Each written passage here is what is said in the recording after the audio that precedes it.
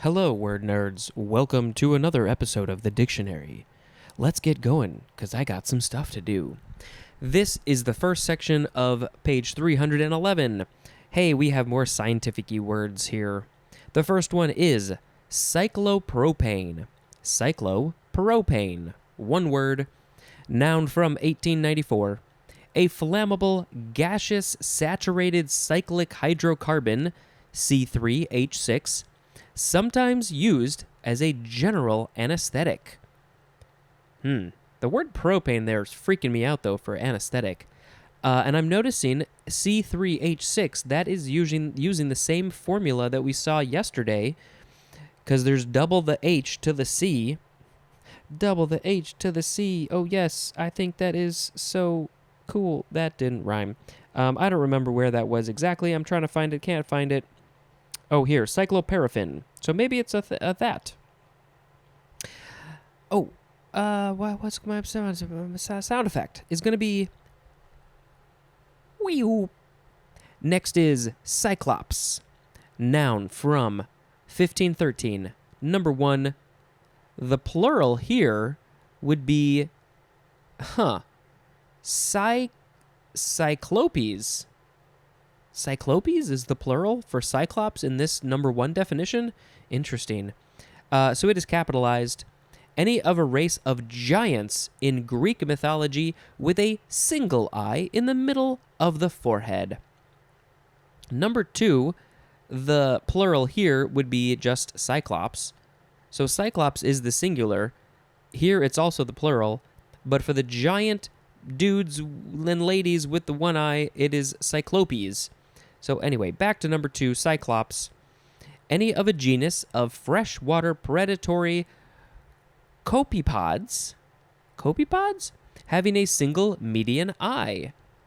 I wonder how they got their name. The genus name for these guys is also cyclops. Let's see. It's from the Greek cyclops, kyclops. So the last part of it, ops, O-P-S, means eye. And then the first part, I guess it means circle or cyclical, but it's, an eye is a circle, so I guess that makes sense. Whew. Next is cyclorama, or cyclorama. Noun from 1840. 1. A large pictorial representation encircling the spectator and often having real objects as a foreground. It's a big thing of art with real stuff in the front, and it's real big, so it fills your whole view. 2. A curved curtain or wall used as a background of a stage set to suggest unlimited space. We actually use these in work fairly often in our studio at work because I do video stuff. We just call it a CYC, but yeah, cyclorama. The bottom curves, so it's like a wall, and then it curves down over a few feet to the floor, so it's like a smooth transition. Sometimes they have the curves on the sides too, the left and the right sides, maybe even the top. But yeah, full name is cyclorama. Cycloramic or ramic is an adjective.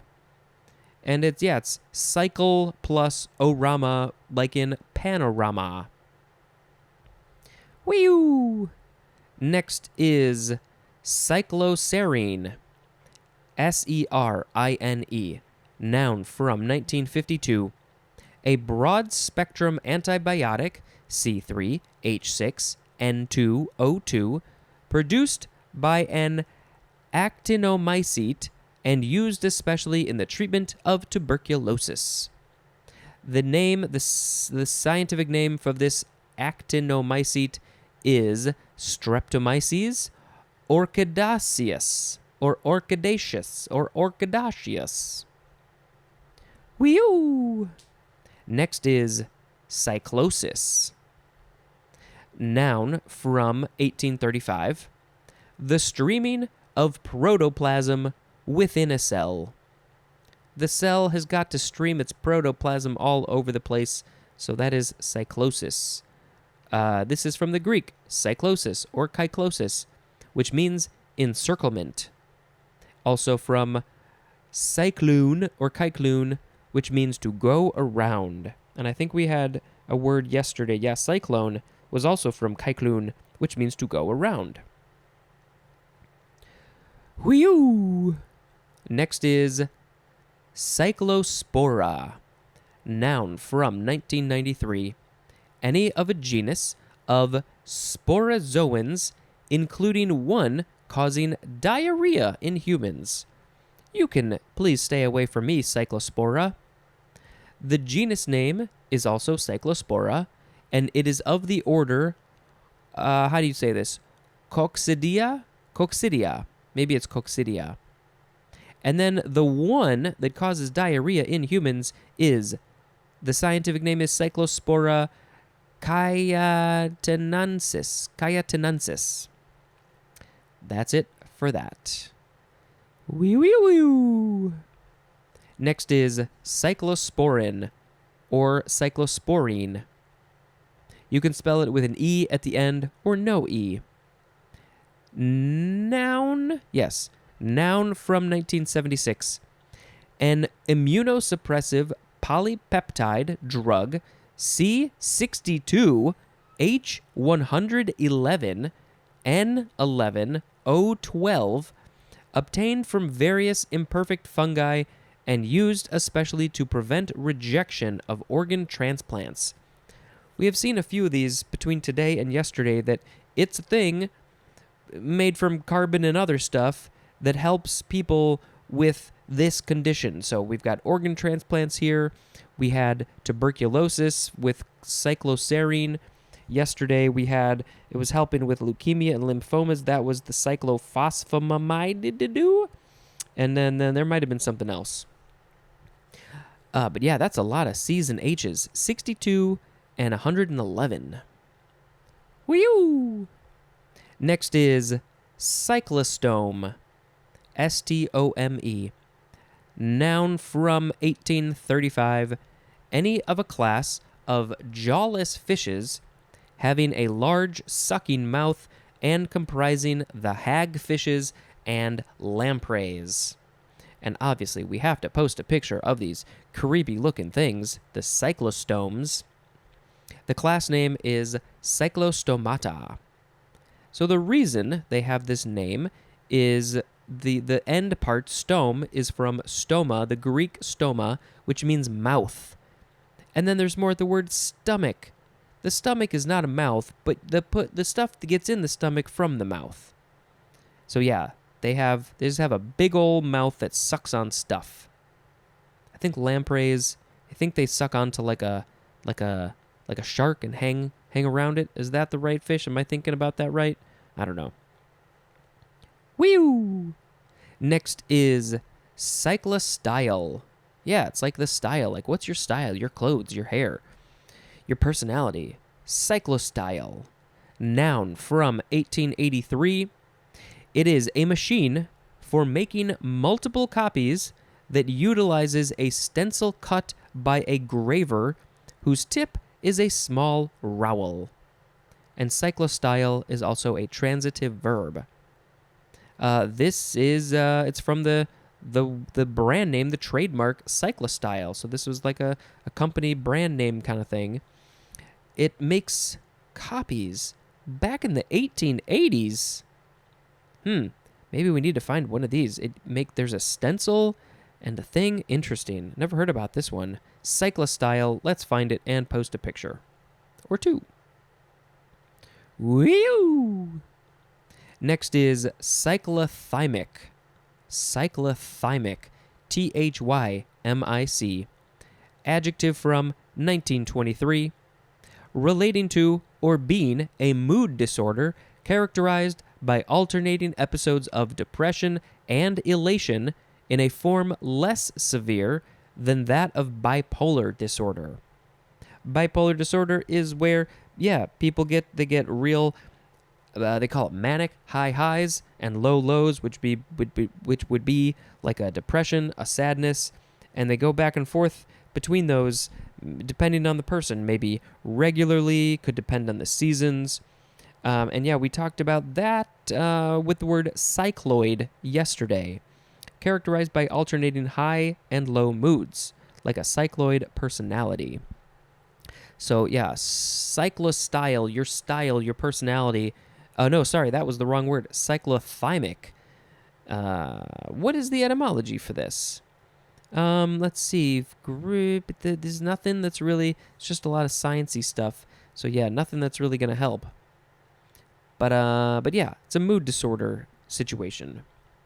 Cyclothymia is a noun, and I hope that maybe drugs will help, maybe meditation helps, maybe something. Talk to your doctor if you feel like you got something like this. Woo! Next is cyclotomic. Tomic. Adjective from 1879. Oh, we got some mathy things in here. Relating to, being, or containing a polynomial of the form blah, blah, blah, blah, blah, where p is a prime number. And I will try to quickly describe this formula to you. X, oh boy, I'm not even sure if I can read this correctly. It is either, so basically it's a thing plus the similar thing where the number changes to 1. So the first one is number 1, then the second one goes to a 2, and then it goes plus, and then ellipses, 3 dots, which means that formula, that pattern goes on and on and on. And then plus x plus 1 is at the end. So you can have so the part that changes, that goes up a number every time, is x, and I think it's to the p power minus 1, or it's x to the p power, which is to the negative 1 power. And then you add that to the next thing, which is where we change the 1 to a 2, so it's x to the p to the negative 2, and then you add that to x to the p to the negative 3, and that goes on until you don't want anymore for whatever the situation is. And then finally we add plus x plus 1, and p is a prime number, like 7. So cyclotomic is relating to, being, or containing a polynomial in that form of all those things. This is from cyclotomy, which is a mathematical theory of the division of the circle into equal parts. So it has to do with dividing the circle into equal parts, like a pie. Wee-oo. Next is cyclotron. Noun from 1935. Sounds like a robot. It is an accelerator in which charged particles are propelled by an alternating electric field in a constant magnetic field. And examples of these charged particles would be protons, deuterons, or ions. They are propelled by an alternating electric field in a constant magnetic field. And then this is from cycle plus tron, which is from the circular movement of the particles. So they're going in circles, and we know that the cyclo prefix means circle. That was the last cyclo word. We are now moving on to cider. C-Y-D-E-R. It's the British variation of cider with an I instead of a Y. Cider and cider. Either way, I would like some, please. Next is cygnet. C-Y-G-N-E-T. Noun from the 15th century. It is just a young swan. They call those cygnets. I'm not even sure. I'm pretty sure I've heard of that, but I would not have known. If you said to me, what's a young swan, I would have been like, a swanlet? The ugly duckling? It's a cygnet. Why? Well, it is from the Anglo-French cygnet or cygne, which means swan. So cygne, C-I-G-N-E, means swan, and then maybe putting the T on there makes it a baby. That's pretty much it. There's, also Latin and Greek, but it's pretty much the same thing. So, yeah. It's a little baby swan. Oh, yeah, we got to post a picture of a baby swan. Come on. Okay. Whew. Next is Cygnus. Capital Cygnus. Noun from 1551. A northern constellation between Lyra and Pegasus in the Milky Way. So I think we need to find a picture of this constellation between Lyra and Pegasus. And what does this word mean? Well, it's just swan. It means swan. So, you can use your imagination, but more than likely, an average person would not look at the stars and think, oh, that looks like a swan. But maybe once you put in the lines, like, oh, yeah, okay, I guess, maybe, kind of. One more. Whew. It is CYL, abbreviation for cylinder. And that's going to be the first word in tomorrow's episode. So today we had cyclopropane, cyclops, cyclorama, cycloserine, cyclosis, cyclospora, cyclosporin or sporine, cyclostome, cyclostyle, cyclothymic, cyclotomic, cyclotron, cider, signet, cygnus, and sill. Let's see. I think I picked Cyclone Cellar yesterday. We got Cyclops. I kind of like Cyclops. I have, those are kind of cool. I'm trying to just looking through, see if anything else is jumping at me. I do use cyclorama in work, but I can post a picture of that. I will post a picture of Cyclops as well. I'm going to pick Cyclops as the word of the episode. When I was in school, high school, we were learning, the Greek mythology stuff, reading Odysseus? The Odyssey. Odysseus is the dude. The Odyssey is the story. And for some project I did, I wrote a parody song to the Beatles song Come Together, but made it all about the Cyclops guy. And to be perfectly honest, my parents helped me with this because I'm pretty sure I didn't do all of it myself. I'm not that clever. But anyway, I have a personal connection to that. It was like, here come old Cyclops, he's got one big eyeball. No, it was cleverer than that. But, that was the idea. And, so, that was the song. Here come old Cyclops, he's got one big eyeball. That's it. I think that's it. And it sounds like something happened with the cats out there, so I'm going to go check because I'm done anyway. Thank you for listening, and until next time, this is Spencer dispensing information. Goodbye! Hello, word nerds. Welcome to the dictionary. The dictionary. This episode, this whole section of the CY section, has so many words that I am not familiar with, and I suspect you are not familiar with either. So, we gotta talk about those. Go do all the things. Twitter, Instagram, email, Google Voice, share, subscribe, rate, review, buy some merchandising. All right. The first word in this episode is cylinder. CYLINDER. Noun from 1570. 1A.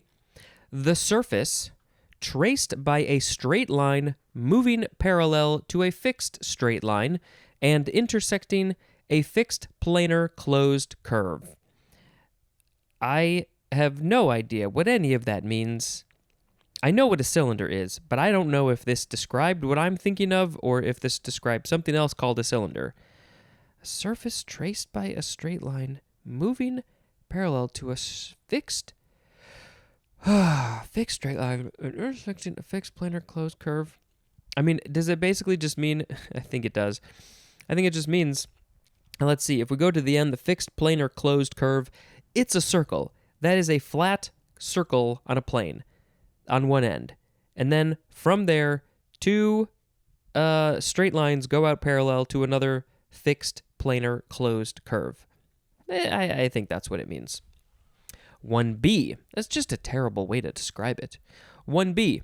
A solid or surface bounded by a cylinder and two parallel planes cutting all its elements. Cutting all its elements. Especially the synonym right circular cylinder.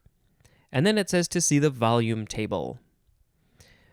Yeah, similarly confusing, and I didn't mean to say it's a terrible way. I'm sure it's completely accurate, but boy, it's just confusing.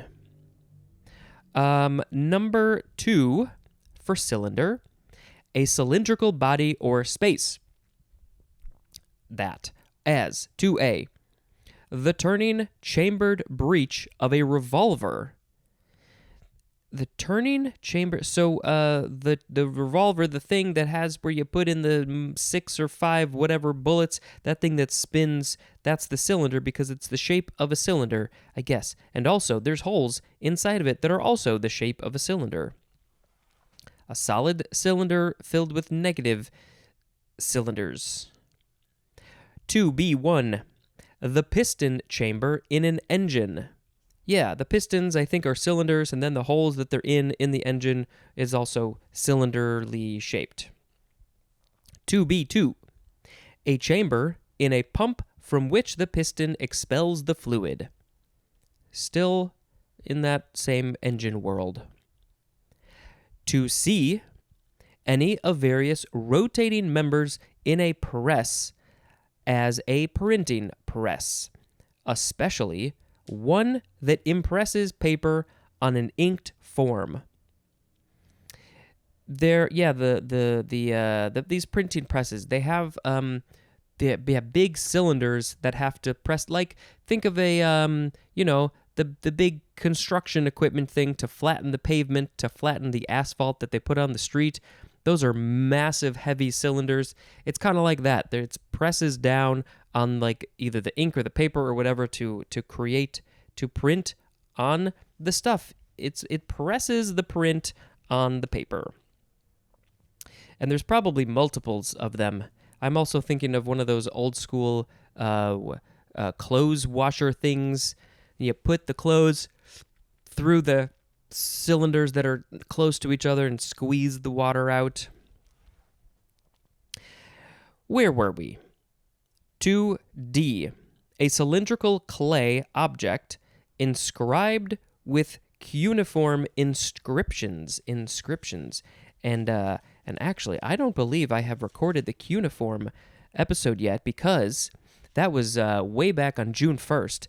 I have not recorded it because, well, you already know that I theoretically had a guest, which I think I'm going to be recording tomorrow. At the time of recording, I'm going to... So what is today? May 18th, I think. I'm recording it May 19th with the absolutely fantastic and wonderful Karen O'Leary.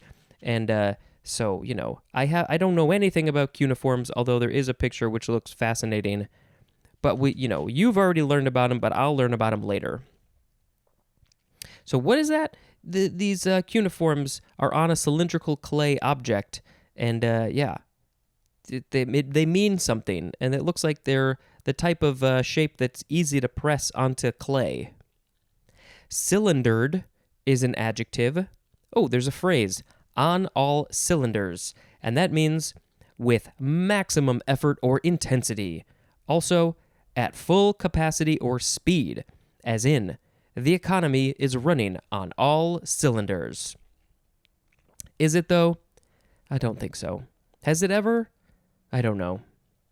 Yeah, I think that's related to the pistons in the engine. If something's running on all cylinders, aka pistons, it's going at maximum effort or intensity.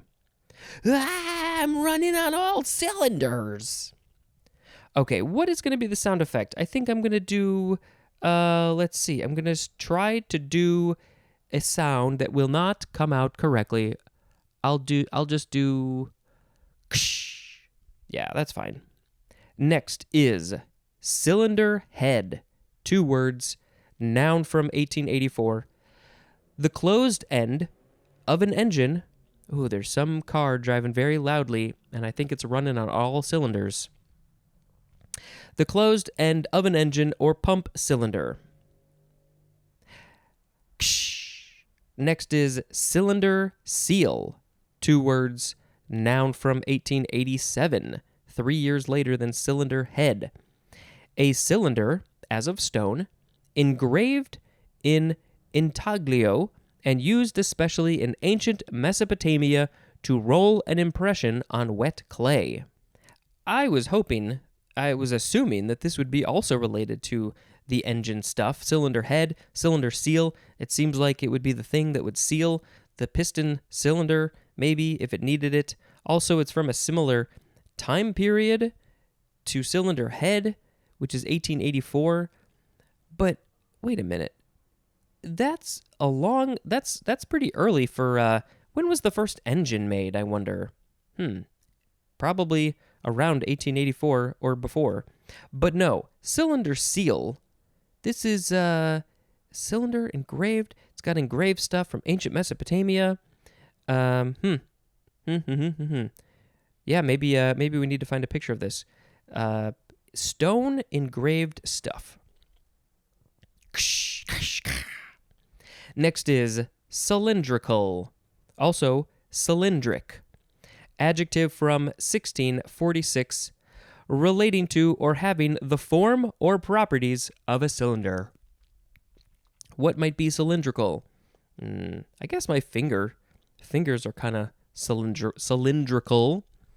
Cups are kind of cylindrical. Lots of things are cylindrical. Okay. Cylindrically, that is an adverb. I forgot to look at the etymology for cylinder. I just got so excited. It is from the Greek kilindine, or kilindine. That means to roll. Yeah, so a cylinder looks like it's been rolled. You know, a roller, we roll out your dough. That's a cylinder shape also. And perhaps akin to the Greek kyklos or kyklos, which means wheel, and there's more at the word wheel. It's like a very, very wide wheel, or long wheel, or fat wheel. How would you describe that as a wheel? It's just a very, very big wheel. Next we have cylindrical coordinate. 2 words, noun from circa 1934. Any of the coordinates in space obtained by constructing in a plane a polar coordinate system and, on a line perpendicular to the plane, a linear coordinate system. Yeah, that's a thinker. Not sure if I understand that one. Maybe I will find a picture so we can visualize this together. You know, different people, they learn differently. I'm more of a visual person. You may understand something perfectly well by words. I do not, especially when they're worded in this way. So you probably don't need to look at a visual, but I definitely do. Any of the coordinates in space obtained by constructing a plane, a polar... Also, there's like the order of the words is kind of weird, so that doesn't help. In a plane, a polar coordinate system, and on a line perpendicular to the plane, a linear coordinate system. Next is cyma, C-Y-M-A. Noun from 1563. 1. A projecting molding whose profile is an S-shaped curve. Where would you use this? If you look at it from the side, it's shaped like an S, and it's a molding that projects out of something. Cyma. 2. An S-shaped curve formed by the union of a concave line and a convex line. So a convex, yeah. Well, I guess, see, what I was thinking was if you put the concave line and the convex line together, they're just gonna fill in each other. But I think what it means is you put the end of the convex next to the end of the concave, and it makes an S-shaped. What sort of context would you do this in? I don't know. But whatever, something that's S-shaped like this is a cyma because it is from the Greek cyma or chyma with a K, and that literally means wave. So a wave is like an S shape, kind of. Next is cymatium. Cymatium. Cymatium. Noun from 1563.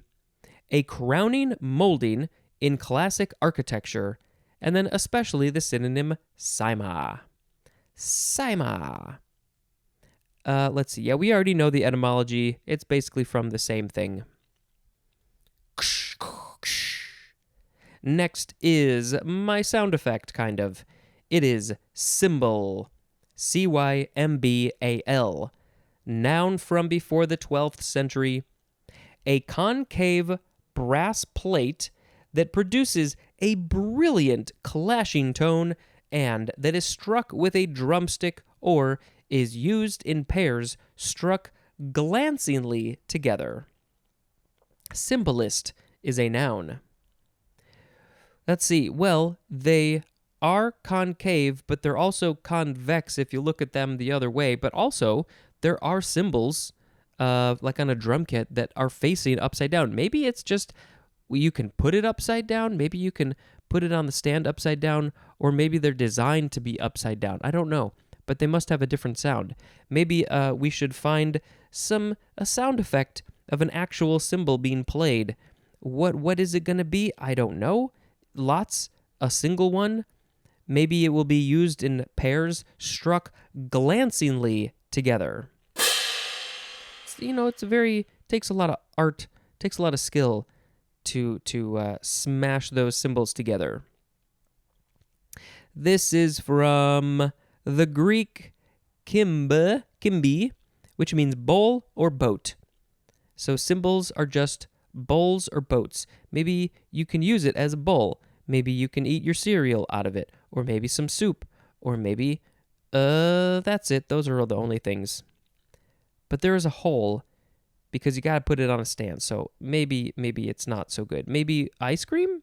Maybe some ice cream. Next is cymbidium. Cymbidium, noun from 1815. Any of a genus of tropical Old World epiphytic orchids with showy flowers. Those flowers have much to show. I think I should find a picture and post it on social media of a cymbidium.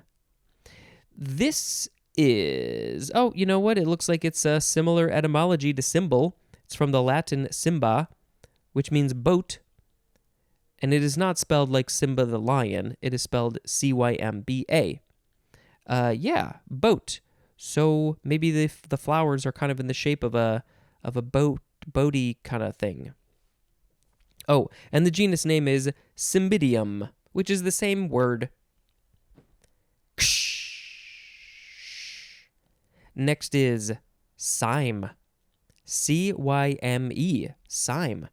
Noun from 1794, and we have one long definition. Well, it's a definition, a short one with an especially. It is an inflorescence in which each floral axis terminates in a single flower. So let's just end right there first. Each floral axis, so there's different floral things, there's multiple flowers maybe on this thing, but we have especially a determinate inflorescence of this type containing several flowers, with the first opening central flower terminating the main axis and subsequent flowers developing from lateral buds. And we should probably post a picture of this as well, because why not? We're posting lots of pictures for this episode. Cyme. And then it says to see the inflorescence illustration. Can't wait to get to that. Let's see. This is from, New Latin, cyma or cyma, which is also Latin, and it means cabbage sprout. Also from the Greek, chyma, which means swell or wave, or cabbage sprout. Also from the Greek, kain, which means to be pregnant. Akin to the Sanskrit savyati, which means it swells or grows. So, this plant, it grows, it's sprouting things. Not sure if it looks like it's pregnant, but it's growing lots of stuff.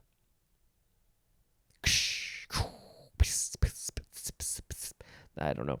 Okay, next we have Simlin or Simling, because it is Cymling,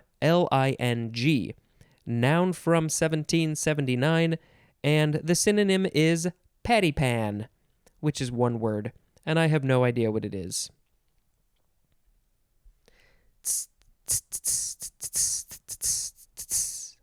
Next is cymophane.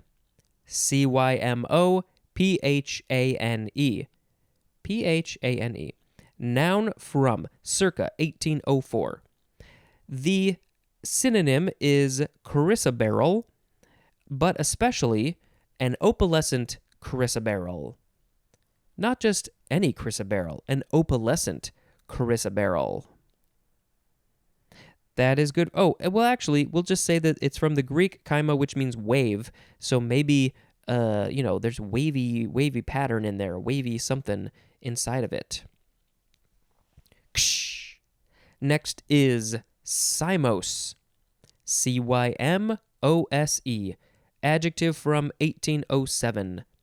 Of, relating to, being or bearing a cyme, which is, of course, that flower with the multiple flowers. Cymose. Next is Kimric. Yeah, Cumric or Kimric. It is spelled capital Cymric, or you can replace the C with a K, because obviously it is pronounced Kimric. Adjective from 1838. Of, relating to, or characteristic of the non-Gaelic Celtic people of Britain or their language. And then specifically, the synonym is Welsh. So the Celtic people who are not Gaelic and their language is Cymric. So the Welsh people are Celtic, but they're not Gaelic. Is that what I'm gathering here? The people and the language. Interesting. Did not know that. Lots of symbols. Next is the second form of Cymric, and it is a noun from 1875. The synonym is how do you say it? Brythonic, Brythonic, Brythonic, but specifically the Welsh language, I guess, is also called Cymric. I feel like didn't we have, I don't know, come across some Welsh words, and I think there's a lot of CY stuff in there. Just looking back to see if there was any other Welsh ones. I'm not seeing anything off the top of my head. Okay, we have one more for this episode. Yay! It is Cymry. I think it's Cymry. Capital Cymry. Noun from 1833, and it is just the number 2 definition for the word Welsh. It's probably the etymology. It is a Welsh word. It is the plural of Cymro. So Cymro, plural is Cymry, and that just means Welshman. So yeah, it's just a person who is Welsh, and they call it a Cymry. And they speak Cymric. All right, so the words in this episode were cylinder, cylinder head, cylinder seal, cylindrical, cylindrical coordinate, cyma, cymatium, symbol, cymbidium, cyme, cymlin or cymling, cymophane, cymose, Cymric, Cymric, and Cymry. Kimry is very close to Camry, the car. I don't think that's connected. Okay, what am I going to pick? I'm thinking about Symbol, but I'm also thinking about Kimrick, because I've never heard that the Welsh people were also called Kimrick. It's also just a good word. Cylinders are fine. I mean, they're helpful, kind of. They're a thing. They're a volume. They have volume. Let's pick. Let's just pick Symbol as the word of the episode. And I apologize for my kind of weird, probably annoying cymbal crash sound, but, maybe tomorrow we'll have a better sound. Crash those cymbals. Crash them real hard. They go ksh, ksh, ksh. Yeah, they go ksh, ksh, ksh. That's going to be it for that part of this thing. I think let's just end it. Let's just end it. This has been Spencer dispensing information. Goodbye. Hello, word nerds. Welcome to the dictionary. I hope that you are enjoying this podcast very much because, you get to learn some stuff and hopefully you chuckle a little bit as I'm saying some silly things. I hope. That's my hope. Learning and laughing. Learning and laughing. That's life. Learn, love, live, laugh. Okay, so the first word in this episode is cynic. C-Y-N-I-C. Noun from 1542. Number 1 is capitalized. Sorry, I'm just adjusting my PJ pants. I'm sitting here on my bed. It's a little warm, so I had to roll them up, pull them up to my knees. Number 1 is capitalized for cynic. An adherent of an ancient Greek school of philosophers who held the view that virtue is the only good and that its essence lies in self-control and independence. All right, the Cynics. I only took one philosophy class, so I can't give you a whole lot more information about this. But, it's ancient Greek idea that virtue is the only good. I can't really give you a good definition on virtue. It's not like I can find it out quickly in mere seconds. Virtue is the only good, and that the essence of virtue lies in self-control and independence. That's just their opinion and stuff. Everybody's got different opinions about what's good and bad and whatever. Self-control and independence. Well, I think I have some pretty good self-control, and I think I'm pretty independent, but that doesn't necessarily mean that, I'm the most good. Nobody's the most good. But cynic, why are we using the word cynic here? Well, we will learn about that in the etymology, but let's read number 2 for cynic. A fault-finding, captious critic. A critic who is captious and just finds fault with everything. You're so cynical. Especially one who believes that human conduct is motivated wholly by self-interest. Completely by self-interest. Human conduct. So basically everybody is like, I'm just going along doing my things selfishly, and that's life. I believe this is a very closed-minded, kind of black and white way of looking at the world. The world is not black and white. There are lots of grays. Maybe 50 shades of gray, maybe more shades, I'm not sure. But it's not all black and white. And so, human conduct cannot be, I don't think, completely motivated by self-interest. There are lots of people who do things that are not out of their own self-interest, that are trying to help other people. It gets into the whole, what's selfish and selfless, and it's very complicated, but yeah, interesting. So the etymology, it is from the Greek kynikos, which is literally means like a dog. And there's more at the word hound. There's also the Greek word kyon, Kyon, which means dog. So, dog, huh? This is getting more confusing by the second. I'm sure they had some reason. The Greeks had some reason to call their school of thought cynics based on dogs. What is that? What is that dog? That Greek mythological dog? Is that in this book? Doesn't it start with a CY? Oh boy, is it the three-headed dog? I don't remember. Might have to look it up. All right, my sound effects will be, trying to maybe go off this whole cynical thing. Maybe just like a, Next word is cynical. Adjective from 1542. Number 1, synonyms are captious and peevish. Peevish. 2, having or showing the attitude or temper of a cynic, as 2a, contemptuously distrustful of human nature and motives. Distrustful of human nature and motives. Yeah, that's cynical. As in the example, this is a quote.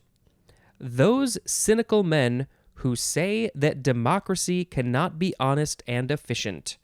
That is from F.D. Roosevelt. Franklin Delano Roosevelt. Cynical men who say that democracy cannot be honest and efficient. Well, maybe Roosevelt thinks that democracy can be honest and efficient. He must not have been cynical. I guess it's like looking at the bad in everything. Would that be one simple way to describe cynical? Looking at the bad, finding the bad, I don't know, maybe. 1B, based on or reflecting a belief that human conduct is motivated primarily by self-interest. And yeah, that was similar to the one that we had in the last word. Reflecting a belief that human conduct is motivated primarily by self-interest. Well, at least this one says primarily, which opens it up a little bit more for other things. The other one said motivated wholly by self-interest, which is WHOLLY. That, to my mind, that means completely. So self-interest, I don't know. I don't know what I want to say about this. I feel like I have things to say, but I don't know. I am not typically cynical, I don't think. This is one of those times where I feel like maybe talking off the top of my head is not always the best idea. But hey, this is what we got. As in, we have an example for this. A cynical ploy to win votes. It's all about selfishness. I'm not a big fan of selfishness. I think, you got to be selfish to an extent, but overall, not a big fan of it. Cynically is an adverb. We have some synonym information. Cynical, misanthropic, pessimistic mean deeply distrustful. All of those three words mean deeply distrustful. Cynical implies having a sneering disbelief in sincerity or integrity, as in cynical about politicians' motives. So you just think, you don't believe when people are sincere or have integrity. Sometimes that's true, but not all the time. You can't look at everybody and think that they are not being sincere. Maybe you need to trust them a little bit more. These are all my personal opinions. Obviously, I'm not an expert on being cynical, I guess. Misanthropic suggests a rooted distrust and dislike of human beings and their society. Whoa, that takes it to another place. A distrust and dislike just of in general human beings and their society. So all human beings and all of society? Misanthropic? As in, a solitary and misanthropic artist. they just don't want to be in society around other human beings. Well, hey, guess what? You are a human being. So, deal with that. Pessimistic implies having a gloomy, distrustful view of life, as in pessimistic about the future. You got a negative, gloomy, distrustful outlook on what is to come. I mean, I've definitely had times in my life where I was maybe all of these things. It could be minutes, seconds, days, hours, whatever. But in general, I don't think I'm really any of these things. It's taken a long time to get there. I might go back to these. We'll see how I feel. I might go back to being pessimistic, but overall, I don't know. I think I'm fairly optimistic. We're not here to talk about those words. We got to wait until the P's to talk about pessimistic and the M's to talk about misanthropic. Yeah. Let's talk about more cynic stuff. We have cynicism. Noun from 1663. Number 1 is capitalized. The doctrine of the Cynics. That is the Greek school of philosophers. 2. Cynical attitude or quality. Also, a cynical comment or act. Next we have, completely changing gears here, cynomolgus monkey. 2 words. Cynomolgus is cynomolgus. Noun from 1936. A macaque of southeastern Asia, Borneo, and the Philippines that sometimes feeds on marine crustaceans and shellfish and is often used in medical research. And I really don't like that last part. The scientific name of this macaque is Macaca fascicularis.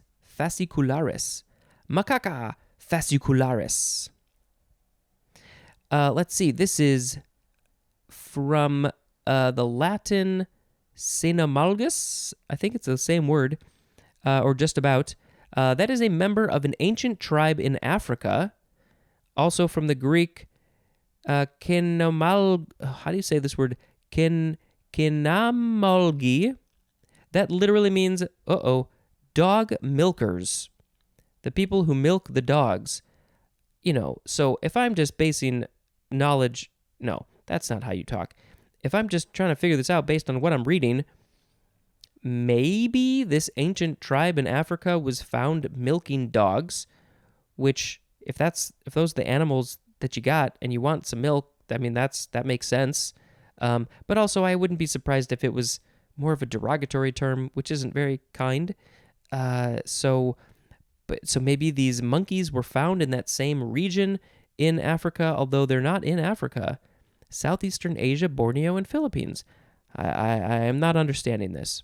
But obviously, we got to post a picture of a cynomolgus monkey because, I want to see what it looks like.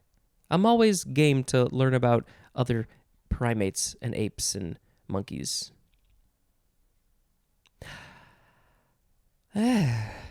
Next is cynosure, or just cynosure. Cynosure. Noun from 1565. 1 is capitalized. It is the northern constellation Ursa Minor, and also the synonym North Star. Now, wait a minute. The northern constellation Ursa Minor is a whole constellation of stars, but then North Star is just one star. So that's a little confusing to me. But maybe the North Star, the other name for it is cynosure. Number 2, one that serves to direct or guide.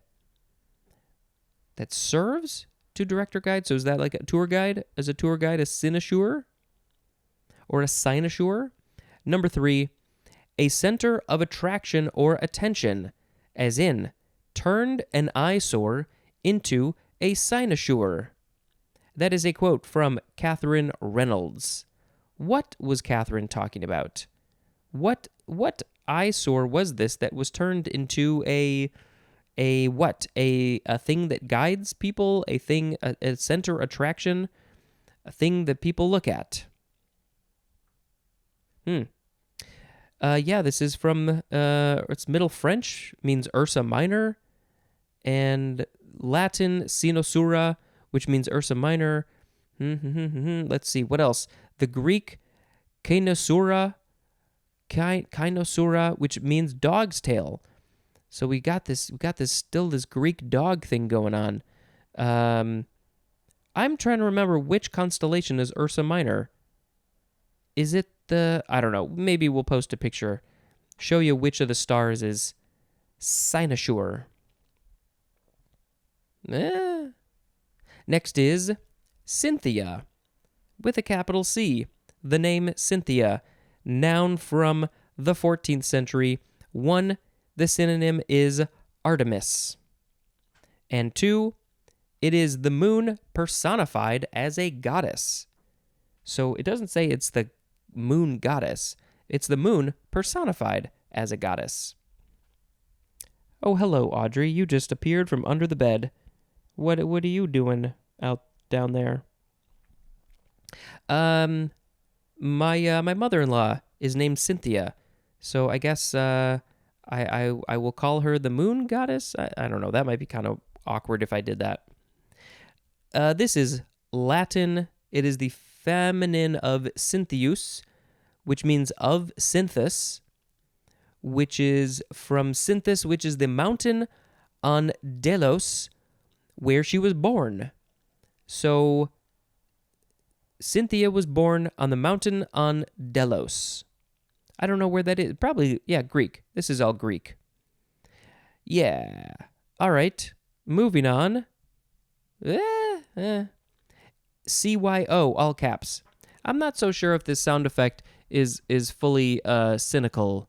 It was just the thought that I had of like, what is cynical? It's just like not caring. I don't know. That's sort of how I was imagining it. But it's more negative, I think. It's like, yeah. I don't know. I'll probably just keep it. Okay, CYO, all caps. Abbreviation for Catholic Youth Organization. Next, moving on. It is cipher with a Y, the chiefly British variation of cipher with an I. Next is, I have to look at the pronunciation because it's not what I would think it would be. It is cypra, or cypra. Looks French. Cypres. See, the S was what was throwing me off. Is it a... No, actually, I think it's cypre, because it looks like it's a line over the A. Cypre. First form, noun from 1802. A rule providing for the interpretation of instruments in equity as nearly as possible in conformity to the intention of the testator or testator when literal construction is illegal, impractical, or impossible. And then called also cypre. Oh, sorry, this is 2 words. I didn't even notice. CY is the first word. PRES is the second word. This is called also cypre doctrine. I don't know what we're talking about here. It's a rule. This looks like a legal thing. A rule providing for the interpretation of instruments in equity as nearly as possible in conformity to the intention of the testator when literal construction is illegal, impractical, or impossible. Something about constructing things. This is Anglo-French, and it means so near as may be. So near as may be. All of this goes completely over my head. If you got any thoughts on it, you know how to get in contact with me, I hope. Second form of cypre, adverb from 1885, in accordance with the rule of cypre. So the first one, the rule, is a noun, and then the adverb is, related to that. Blech. Next word, it is our last one. We've got two forms. First form of the word cypress. Cypress. Noun from the 14th century. 1A1. Any of a genus of evergreen trees and shrubs with small overlapping leaves resembling scales. And we will have to post a picture of this cypress evergreen tree. The genus name is Cupressus, and the family name is Cupressaceae or Cupressaceae. I just love saying those silly words. 1A2. Any of several coniferous trees of the cypress family or the bald cypress family. Especially the synonym, it's the first definition for bald cypress. 1B. The wood of the cypress tree is called cypress. 2. Branches of cypress used as a symbol of mourning, like somebody died and you're sad and you're mourning. So that the branches of the cypress tree, I wonder why. What happened there? What's the purpose of that? And what do they look like? This is from... Yeah, I mean, it takes you back down to the Greek. I mean, isn't there a Greek island, Cyprus, or maybe one of the islands in the Mediterranean is Cyprus? I can't remember, but it takes you back to the Greek word kyparisos, kyparisos, but it doesn't say what it means. So that just must have been their name for the tree, I guess. One more for this episode. Here we go. Getting a little bit more information. I'm so cynical. Second form of cypress, noun from the 15th century. A silk or cotton, usually black gauze. Let me read that again. A silk or cotton, usually black gauze, formerly used for mourning. Yeah, maybe I think maybe people put this black fabric around their arm to show that they're mourning. And this is from Cyprus, which is a Mediterranean island. Is it its own country? Or are they part of Greece? Or Italy? I don't know which one. Maybe something else. But yeah, maybe this is the island where these black... No. These the cypress trees, and then they took the branches. But how it became this? Is the silk or the cotton the gauze from the tree? But it's there's definitely a connection because it's a symbol of mourning. Yeah, maybe we got to post a link to learn more about this cypress stuff. So the words in this episode were cynic, cynical, cynicism, cynomolgus monkey, cynosure, Cynthia, CYO, cipher, cypre, cypress, and cypress. All very good words. I applaud you all. I think I'm actually going to pick Cynthia as the word of the episode. It's my mother-in-law's name, and I think it's just, I don't think I've really picked one of these sort of Greek god or goddess things. So also it's the moon. The moon is pretty great. I like the moon. So Cynthia. Cynthia is the moon personified as a goddess. Cynthia. All right. That is going to be the end of this episode, all the wordy things. I've probably mentioned this before, but if I haven't, I'm sorry. There is a great podcast that I'm listening to slowly, but I am starting from the beginning to go through them all. It is Brett Goldstein's podcast, Films to be Buried With. And if you like movies and funny things, go listen to it. It's great. That's all I'm going to say. Just go listen to it. A lot of British talk, but that's fine. It's good to hear other stuff if you're not used to that. And I also very much like movies, so it's fun to hear people talk about them. Gives me some good recommendations too. Sharon and I our every once in a while, we're like, what's on the films to be buried with list that we haven't seen? So we've watched a handful of those so far. All right, that's it. There's no more for today. You got to wait until tomorrow to go hear some more. Oh my God, you guys, we're literally four,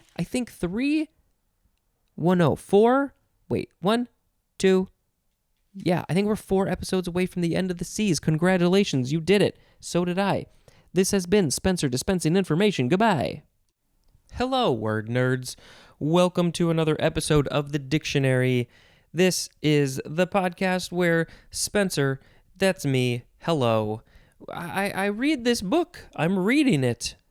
And then I am talking about it as well. And I think that when you describe that to people, they're like, yeah, that sounds boring and uninteresting. Well, maybe if you listen to it, you might actually enjoy it. I think it's, I think it's very educational. I am learning a lot, and I am personally extremely entertained by myself. So I hope that some of you are as well. So I think that people might actually enjoy it if they listen to it. That's the hard part. So, with that being said, if you could please share this with some other people, that would be wonderful.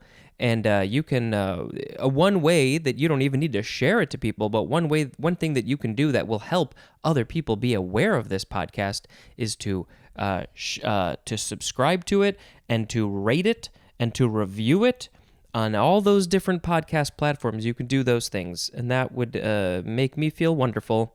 And then it would make everybody else feel wonderful because then they would be learning just like you. There are some other things that you can do if you want to follow me on social media. You can do that. It is at dictionarypod on Twitter and Instagram, and my personal stuff there is at speedjampar. And I think in the next episode I record, I might do another one of those TikTok videos. It's like less than 60 seconds, and very silly filters are put on my face, and I think it's great. Email me, dictionarypod@gmail.com if you wanna. You can call the Google Voice number and leave a message. You can watch this on YouTube. Just go play this. That's what you should do. You should just go play this on all of the platforms at the same time. That would be weird. And I think that's fine. Oh, and if you want to join the Patreon, hey, speaking of the Patreon, I, just a handful of days ago, I recorded with the lovely Karen O'Leary. That episode has already aired. 20, what's today? 25 days ago, I think that episode aired. But for me, it was just a few days ago that I recorded it, and I'm editing it, and I'm getting it ready to post. But she is a dream, and she is nice, and she is funny, and she's musical, and I just think she's great. And so yeah, the episode that you heard, you probably heard it. If you haven't, you got to go back and listen. It is edited down a fair amount. It's still very long, but it's been edited down quite a bit, and I think I will have put the full raw audio recording on Patreon as an exclusive. So if you want to listen to that, you got to go join the Patreon. I think it's the $5 a month level. I got to get her permission, but I may put the video up as well. So we recorded video of the two of us, and so that may be up there as well. Then you get to see our beautiful faces. I think it's time for me to record the last section of this page 311. We got to say the words. The first one is cypress vine. 2 words. Noun from 1819. A tropical American annual vine of the morning glory family with usually red or white tubular flowers and finely dissected leaves. They've been dissected why are they dissected? How did that happen? What is happening to a leaf that you can call it dissected? There's nobody going in with a knife and cutting it. Anyway, the scientific name, there's a couple. Ipomoea quamoclit. Ipomoea quamoclit. And then there's the other one, quamoclit pinnata. I've never seen it where the second word in the name becomes the first word in another one. That's kind of different. There is no etymology, but we do have a picture. It looks like a vine. The main stalk of the vine is going around, and then there's parts that flare off. Those might be the finely dissected leaves. It kind of looks like a fern. There's a stalk that goes off, and then from that stalk, there's very skinny leaves that go from there. But then there's these other leaves. Are these which one? Maybe those other ones are the tubular ones because they look very skinny. Maybe they're tubes. And then we have these other ones. They look kind of star-shaped flowers. That's what they look like. Those must be the red or the white. No, see those? I don't know. We just have to post a picture of a cypress vine so we all know what we're talking about. Go look at that. Boo-boo-boo-boo-boo. I don't know why my brain just goes to sounds like that, but that's the sound effect which designates that I'm done talking about cypress vine and I'm ready to talk about the word Cyprian. No, I think it's actually Cyprian. Cyprian. Cyprian. Noun from 1819.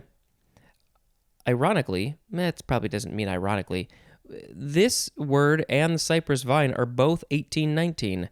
That's kind of odd. I don't think they're related because the synonym for Cyprian is the word prostitute. Why? Well, it is from the Latin Cyprius, which is, it means of Cyprus. That is from the Greek Kyprios with a capital K, which means Cyprus, which is the birthplace of Aphrodite. I think it's one of the islands in the Mediterranean. So Cyprus, that's where Aphrodite was born, supposedly based on Greek mythology. But Aphrodite, I don't think Aphrodite was a prostitute. Wasn't Aphrodite just the goddess of love and stuff? Love and stuff. And so yeah, somehow, I guess it's not terribly complicated, but somehow it became just prostitute. Cyprian. Boo boo boo boo boo boo boo. Next word is cyprinid. I think I always thought this was how did I say it? Cyprinid? No, I don't know. Cyprinid is this word. Noun from 1861. Any of a family of soft-finned freshwater fishes, including the carps and minnows. I feel like, no, that was guppies. We had little guppies when I was in like first grade, second grade. There was a little tank of guppies, and then you could take them home. But that's different than minnows. Carps and minnows are cyprinids. The family name is Cyprinidae, or would it be Cyprinidae? And then cyprinid is also an adjective. This basically just means carp. It's from the Latin cyprinus, which means carp. Boop, boop, boop, boop, boop, boop.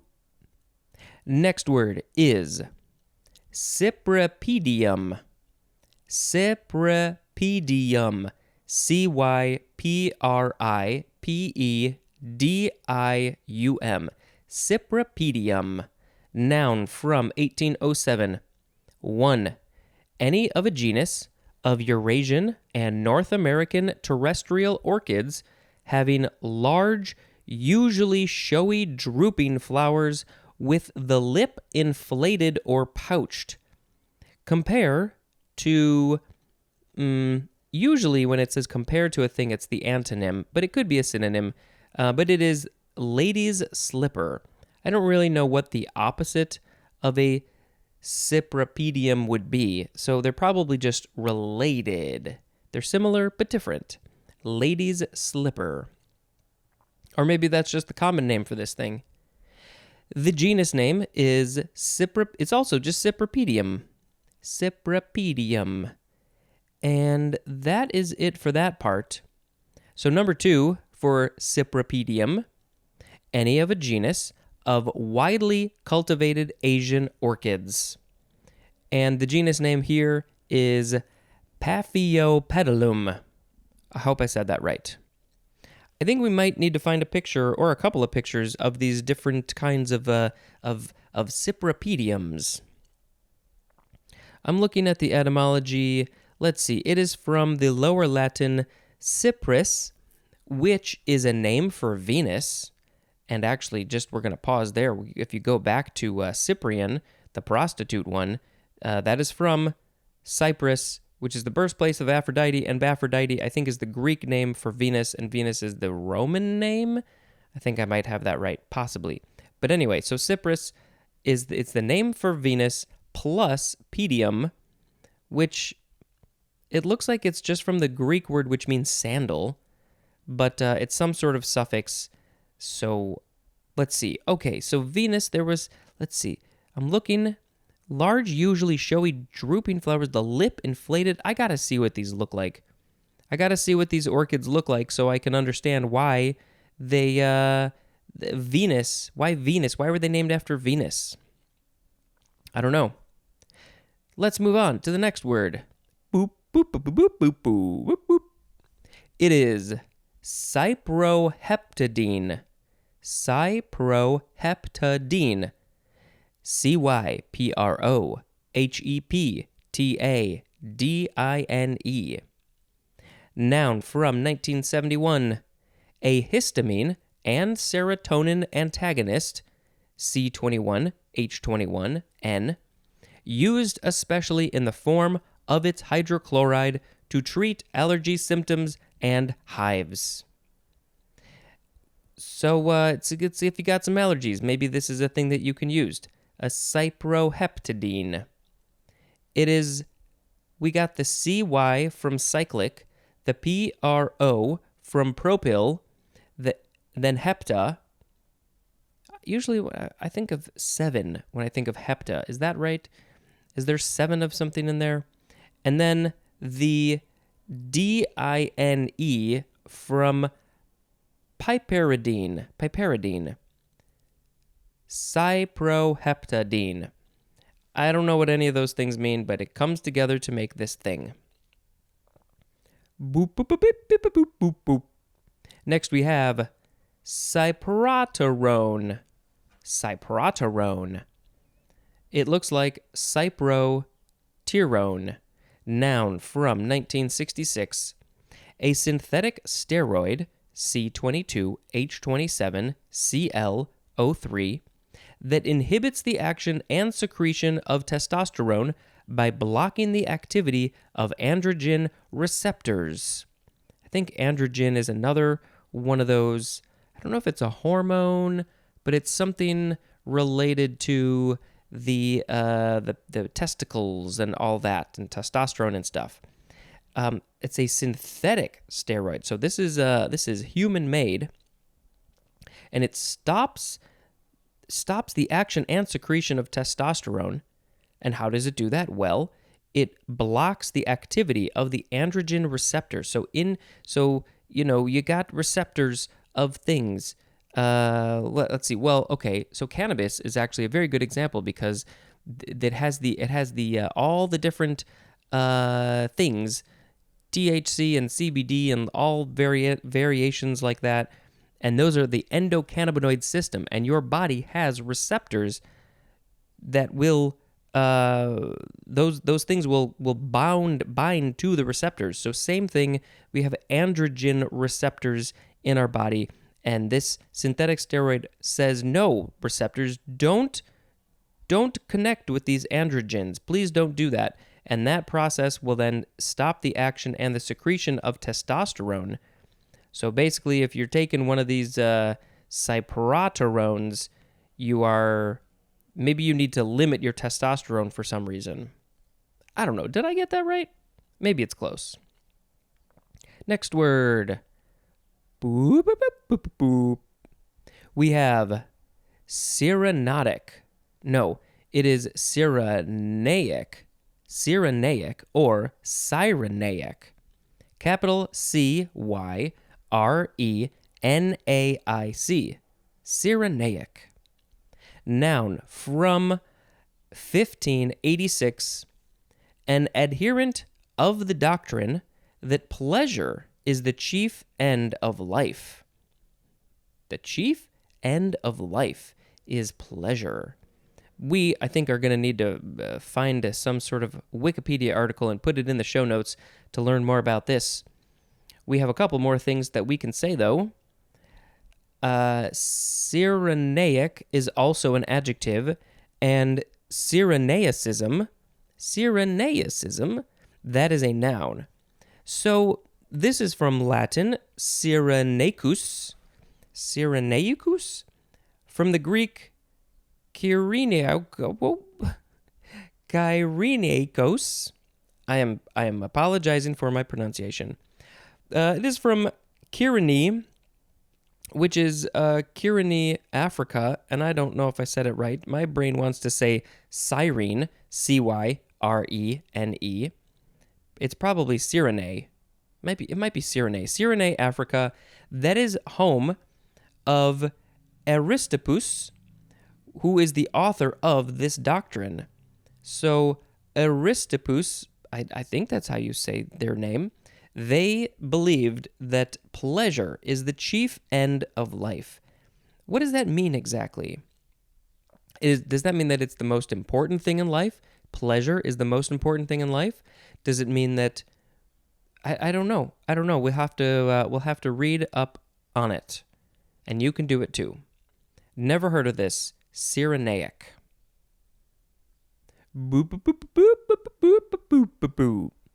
Next we have Cyrillic. Capital Cyrillic. Adjective from 1813.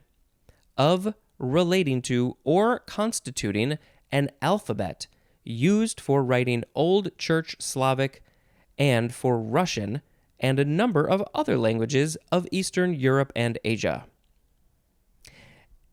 Yes, if you look at Russian, it has a different alphabet than what English is written in. Same with lots of other languages around the world. They have different characters like Chinese and Japanese and Korean and Vietnamese. They have characters. That's a whole different set of alphabets. It's a whole different thing. It has a name, and I can't think of what it is. But Cyrillic languages like Russian, I think Ukrainian is very similar to Russian and other languages in that area. I think bunch of Eastern Europe and Asian languages. They use this Cyrillic alphabet, and the letters just look a little bit different. Some are similar, some are different. I wouldn't know how to say a word because I don't know the Cyrillic alphabet, but it's probably good to learn. Maybe I'll post a picture of all the Cyrillic letters. This is from Saint Cyril, who was the reputed inventor of the Cyrillic alphabet. Who was Saint Cyril? Maybe we got to post a link about Saint Cyril as well. I wonder, what were they using before Saint Cyril invented the Cyrillic alphabet? Next word. Beep, beep, beep, boop, boop, beep, boop, beep, boop. It is cyst. Cyst. Noun from circa 1720. 1. A closed sac having a distinct membrane and developing abnormally in a cavity or structure of the body. These are a fairly common thing that people get. I think, you can get them all over the place. A lot of times people have them on their head. And I think, if I understand correctly, it's a thing that starts growing under the skin, usually under the skin, and it has its own little egg, little membrane. It mentioned it here. There's a distinct membrane, and it's in a cavity. So it creates its own little cavity as it grows, I guess, maybe, and there's a membrane around it, so it doesn't. It's just it's like a ball of ooey gooey stuff. Is that the scientific medical way to say it? A cyst is a ball of ooey gooey stuff. Yeah, I don't know. I have a couple of little bumps on my head that haven't changed for like my whole life, so they could be cysts, but they're kind of hard, and And they're not growing, they don't seem like, so I think they're okay. I think I can just leave them. But people get them removed a lot. Number 2, a body resembling a cyst, as to a resting spore of many algae, or algae. To B, a gas-filled vesicle, as of a rockweed or bladderwort. To C, a capsule formed about, I don't know why I said this so weird, a capsule formed about a minute organism going into a resting or spore stage. And then also, this capsule with its contents is also called a cyst. I'm interested about this one. So, a minute organism that is going into a resting stage or a spore stage somehow will get a cyst around it, a capsule that forms around it. That is fascinating. 2D, a resistant cover about a parasite produced by the parasite or the host.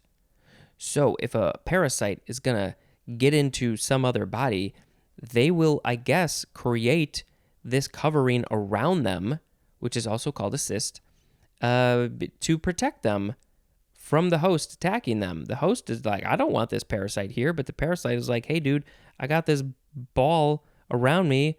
You can't get me. So deal with it. Cyst. It is from the Greek cystis or kystis or kystis. It means bladder or pouch. It is akin to the Sanskrit svasiti, and that means he blows or snorts. You can snort your nose or blow your nose. That is svasiti. How that's related to bladder and pouch and cyst, I don't know. But there is more at the word wheeze. Wheeze. Wheeze in the juice. Next word. Boop, boop, boop, boop, boop, boop. It is cyst. Again, this is the prefix form, so it is cyst or cysti or cyste with an I or cysto. And it just means bladder or sac. So if something starts with cyst or cysti or cysto, it's somehow related to a bladder or a sac. We have examples for each of those. Bladder, the example is cystitis. So you got inflammation of a cyst or your bladder or something. We'll probably learn about that tomorrow. And then for sac, the example is cystocarp. Cystocarp. Is that a fish carp or something else carp? I'm not sure. We now have another similar word. Boop, boop, boop, boop, boop, boop, boop, boop, boop. I don't even remember what the first sound effect was in this episode. I just had fun with it. And then it sounded like an alien. Okay, so this is cyst again. This is the suffix. So we had the word, the prefix, and now the suffix. It is a noun. You could probably guess what it means. Exactly, you got it. It means bladder or sac, as in the example, blastocyst. Blastocyst. Okay, now is the time for the last word in this episode. Boop, boop, boop, boop, boop, boop, boop, boop, boop. It is cystiamine. Cystiamine. Cystiamine. Cystiamine. Noun from 1943. It is a cysteine derivative, C2H7NS, used especially to treat cystinuria. Cystinuria. So I think all of these words, cysteine, cystinuria, they're going to be, let's see, we got tomorrow. We've got another, we got a lot of cyst words tomorrow. They're all going to be in tomorrow's episode. And then we change it up a little bit. All right. So we had today cypress vine, cyprian, cyprinid, cypripedium, cyproheptadine, cypraterone, cyrenaic, cyrillic, cyst, cyst, and cysteamine. There's a lot of stuff going on here. We had that and that and that. Okay, yeah, a lot of these I didn't really care for. Not that I don't care about them. I care about everything, but they weren't quite to the level of word of the episode level. Let's see. Ooh. I'm thinking. I don't know. I just think the idea of this in general is just kind of fascinating. The Cyrenaic, Cyrenaic, the adherent of a doctrine that pleasure is the chief end of life. I don't know if I agree with that. I also think it's really hard to put statements that are like, this is the thing, this is the most important thing, or you can't deal in black and white. Everything has the gray area. So I don't know if I 100% agree with that, but I think it's good to have a lot of pleasure in your life, and you should try and find a lot of pleasure in your life, whatever that is. If there's no pleasure in your life, then that's not very fun, and I think life should be fun. Don't you? Cyrenaic is the idea that life should be fun. Life should be fun. If you're a Cyrenaic, what do they do? What do they do to put more pleasure into their life?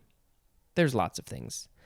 Okay, that is going to be the end of this episode. I very much appreciate you listening to this, and hopefully you went back to the beginning and started from there if you are jumping in the middle here, although we can't call it the middle because we got a ways to go until the middle. Ooh, that's something I should do. I should figure out what will be the very middle page of this book. Might not be the middle episode, but it'll be close. That'll be a fun thing to do. All right. This has been Spencer dispensing information. Goodbye. Hello, word nerds. Welcome to the dictionary. I'm doing another TikTok video. Go to @SpeedJampar to look at the video and see this funny thing on my head. Whee! Hey, thank you very much for joining me. And we're on the last page of this series. There are 3 episodes on this page that we're going to do, and this is the first one. The first word in this episode is cysteine. Cysteine. Cysteine. Noun from 1713. Oh, sorry, I skipped a section. It's from 1884. Noun from 1884. A crystalline sulfur-containing amino acid, C3H7NO2S, readily oxidizable to cysteine. And we're going to stop this video. Thank you very much. Click that check. Click that. We're gonna paste in our few hashtags because people are definitely searching for the dictionary on TikTok, aren't they? Is that what they're doing? How do I post? Done. And back to the episode.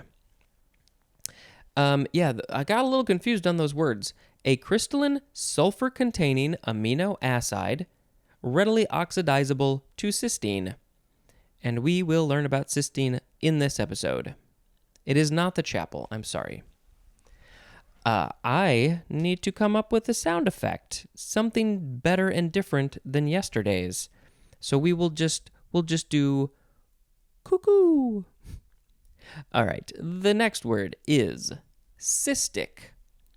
Adjective from 1713. One, of or relating to the urinary bladder or the gallbladder. So yesterday we had the cyst prefix or the suffix, but in this case we're talking about the prefix, and it means bladder or sac. So here we go. We already said it, but cystic, it's has to do with the bladder or the gallbladder. The gallbladder. Number 2 for cystic, relating to, composed of, or containing cysts. If a thing's got cysts, it is cystic. 3, enclosed in a cyst. Maybe one of those parasites or something else. If there's something in a cyst, It is cystic. Cuckoo, cuckoo. Next is, man, there's a lot of words that are going to be hard to say. We have cysticercoid. Cysticercoid. cysticercoid. Noun from circa 1858. A tapeworm larva having an invaginated scolex and solid tailpiece. Wow. I don't know what a lot of that means. Invaginated scolex, no clue what that is. A solid tailpiece. I mean, I can just imagine that the tailpiece is solid, but why wouldn't it be? Why is it? What is that? A tapeworm is very smushy, I guess, but the tailpiece is solid. Do we need? No, we shouldn't post a picture of a tapeworm larva because gross, and it's gonna give me some nightmares. But it is called a cysticercoid. And there's no etymology. I don't know why it's called the cysticercoid. Does it create a cyst when it's in your body? Maybe I just need to stop asking questions, and then maybe it will never come to find me. Coo, coo, coo. Next is cysticercosis. Noun from 1905. Yep. Infestation with or disease caused by cysticerci. And I think that is I'm trying to see if there's something else. But yeah, I think that would be the plural of the cysticercoid. Possibly. But yeah, if you're infested with them, or you have diseases from them, you got the cysticercosis. Coo, coo, coo, coo. Next is cysticercus. Oh, this one, this is probably the plural here is cysticerci, cysticerci, or cysticerci. It is, it's a noun from circa 1871. We have more fun stuff. A tapeworm larva that consists of a fluid-filled sac containing an invaginated scolex and is situated in the tissues of an intermediate host. So how this is different than cysticercoid, I'm not entirely sure. They're both tapeworm larvae. They both have an invaginated scolex. This second one, cysticercus, didn't say anything about the tailpiece. So they're similar but different. Maybe the cysticercoid is just the younger version of this. No, the other one is a tapeworm larva too. I don't know. It's confusing. But I can tell you that this is... So yes, it consists of a fluid-filled sac. So does that mean that the whole thing is just a fluid-filled sac? Or, interesting. It's something to do with this with the sac, because that's where the cyst part comes from. But then the second part of the word cercus, that is from the Greek kerkos, which means tail. So it still has some kind of tail. Can we please get away from the tapeworms?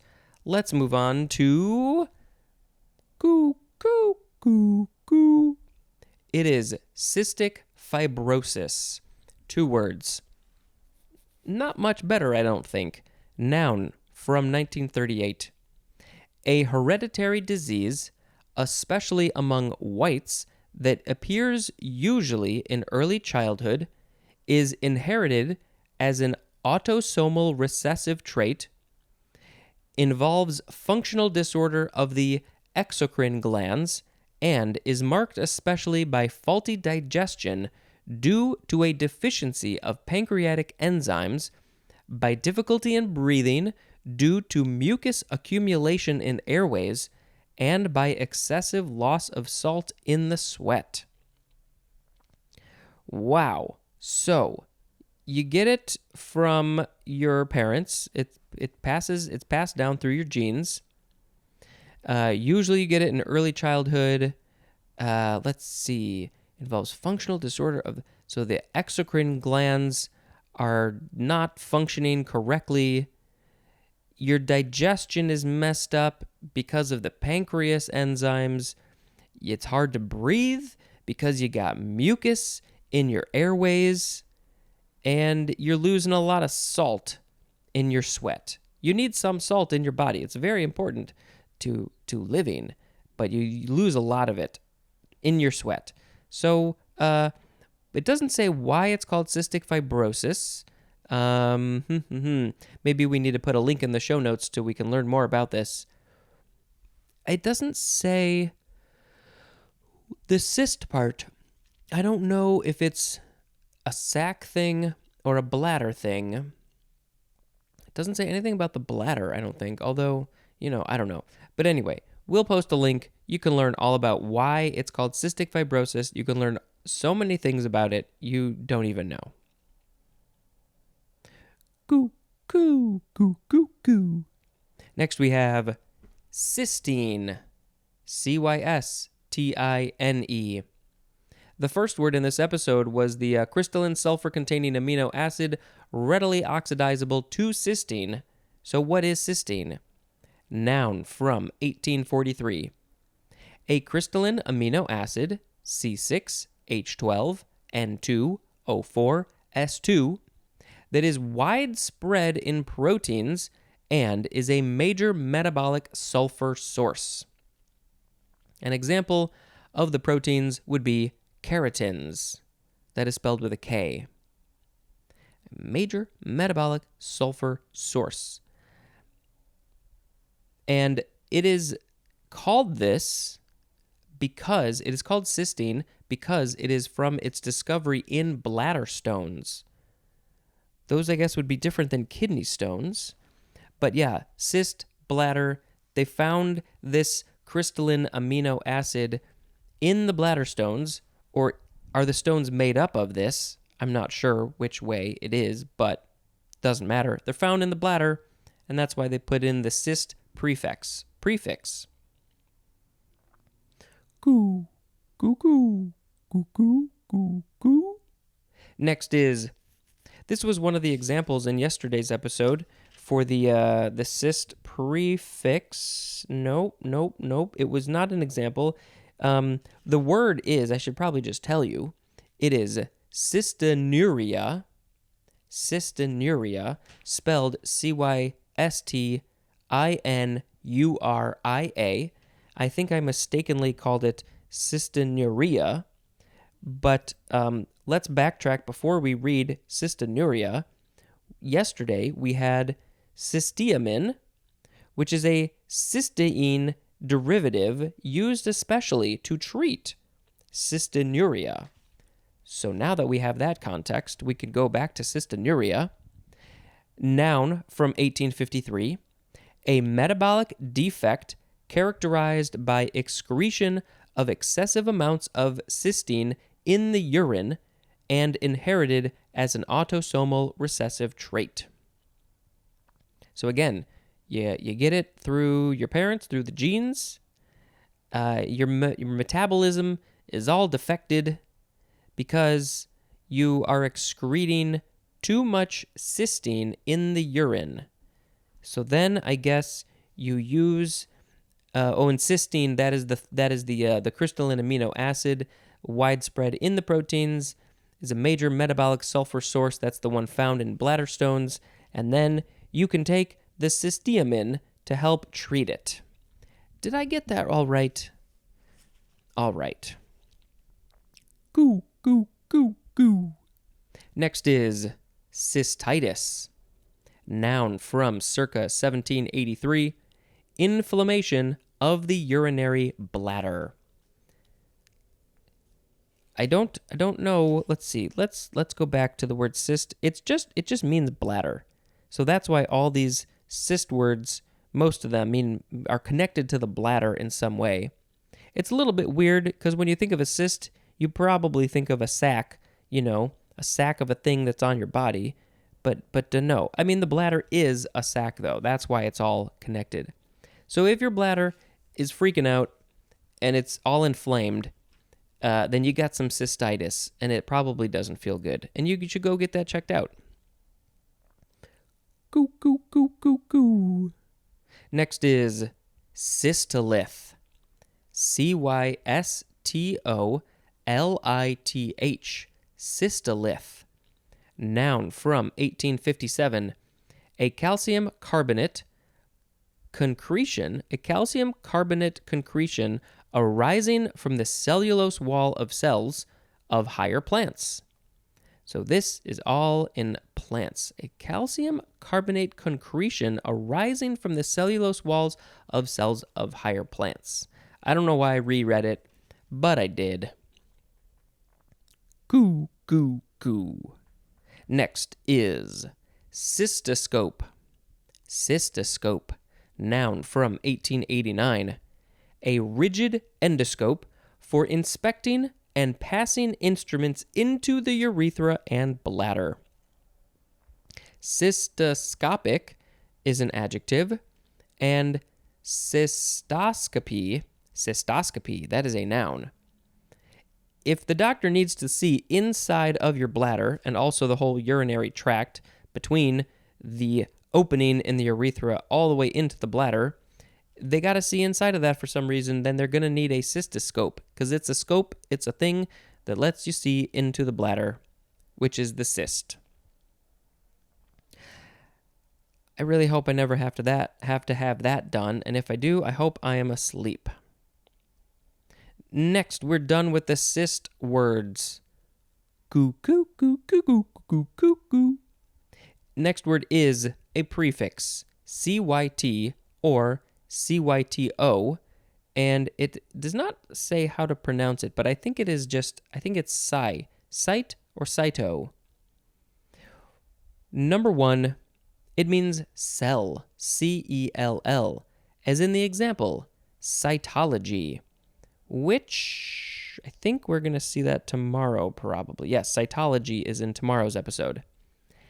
And then for the prefix site or cyto, number 2, I can confirm. Is it pronounced cytology? Yes, it is. So it's cyto. Number 2, cytoplasm. That's what it means, as in the example, cytokinesis. That will also be in tomorrow's episode, and cytokinesis is also how you pronounce that. Cell or cytoplasm. This is from the Greek word kaitos, which means hollow vessel. So like a cell is a hollow vessel, a cytoplasm maybe is a hollow vessel. We will learn tomorrow. And cytoplasm, that will probably be in here too. Yes, it is. It will also be in tomorrow's episode. Something to look forward to. Goo, goo, goo, goo, goo, goo. Next is a suffix. It's at the end of the word. It is C-Y-T-E, so you probably pronounce that site. It means cell. Similar to the prefix site, this one is the suffix that means cell, as in the example, leukocyte. And that is spelled L-E-U-K-O-C-Y-T-E. Leukocyte. Cuckoo, coo, coo, coo, coo, coo. Next we have cytherea. Cytherea. Capital C-Y-T-H-E-R-E-A.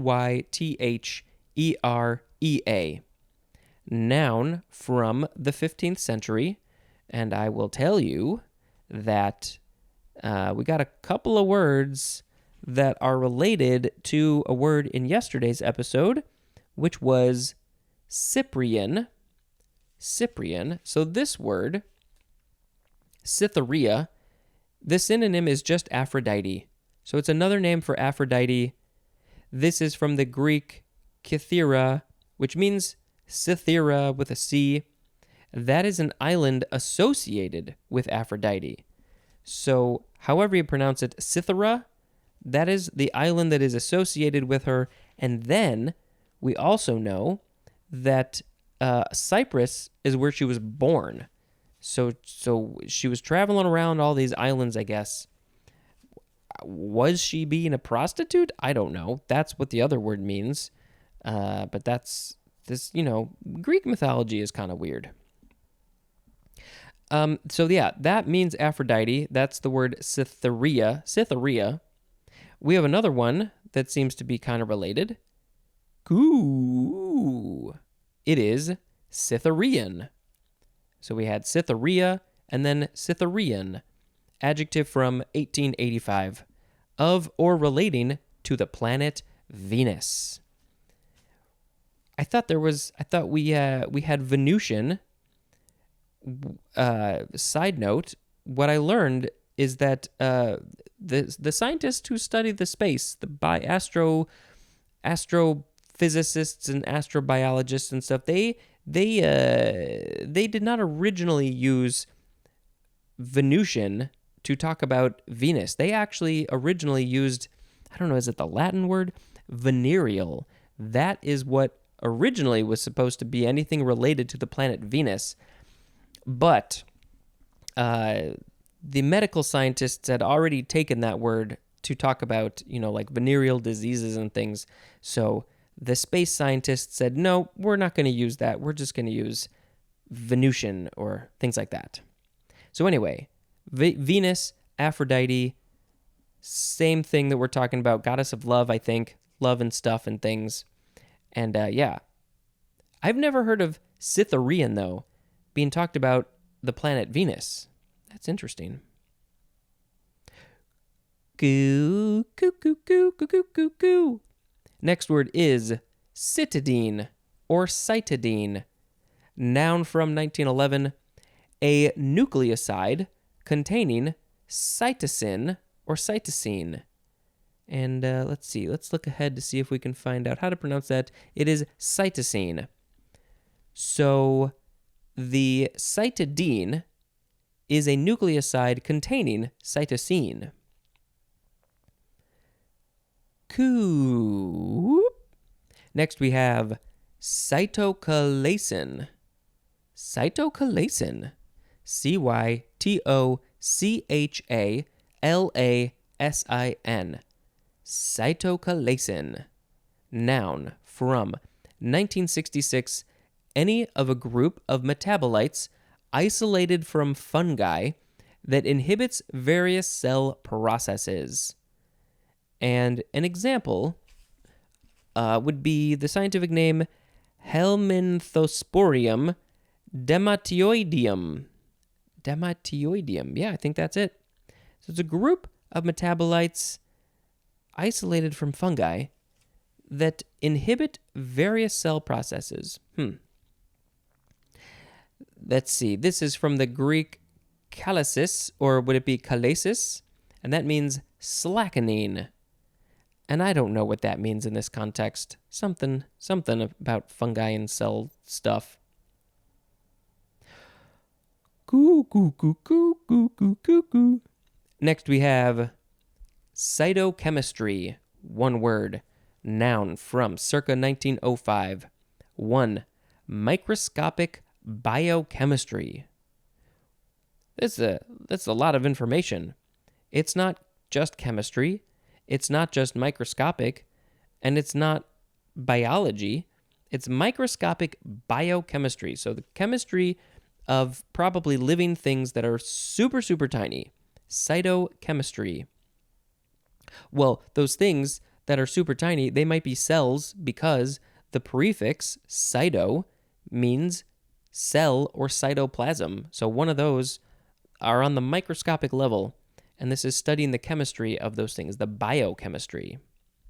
Number 2, here more specifically and general, the chemistry of cells is cytochemistry. Cytochemical is an adjective, and there's no etymology. We have one more word for this episode. Coo, coo, coo, coo, coo. It is cytochrome. Cytochrome. Cytochrome. Noun from 1925. Any of several intracellular hemoprotein. we got to start over.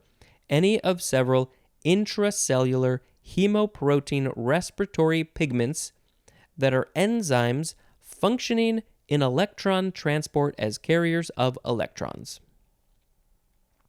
And I don't understand any of that. We're going to have another related word, a couple related words tomorrow. All right. So the words that we had today were lots of very scientific-y, chemical-y things and cells and cysts and bladders and all that. So we had cysteine, cystic, cysticercoid, cysticercosis, cysticercus, cystic fibrosis, cystine, cystinuria, cystitis, cystolith, cystoscope, cytheria,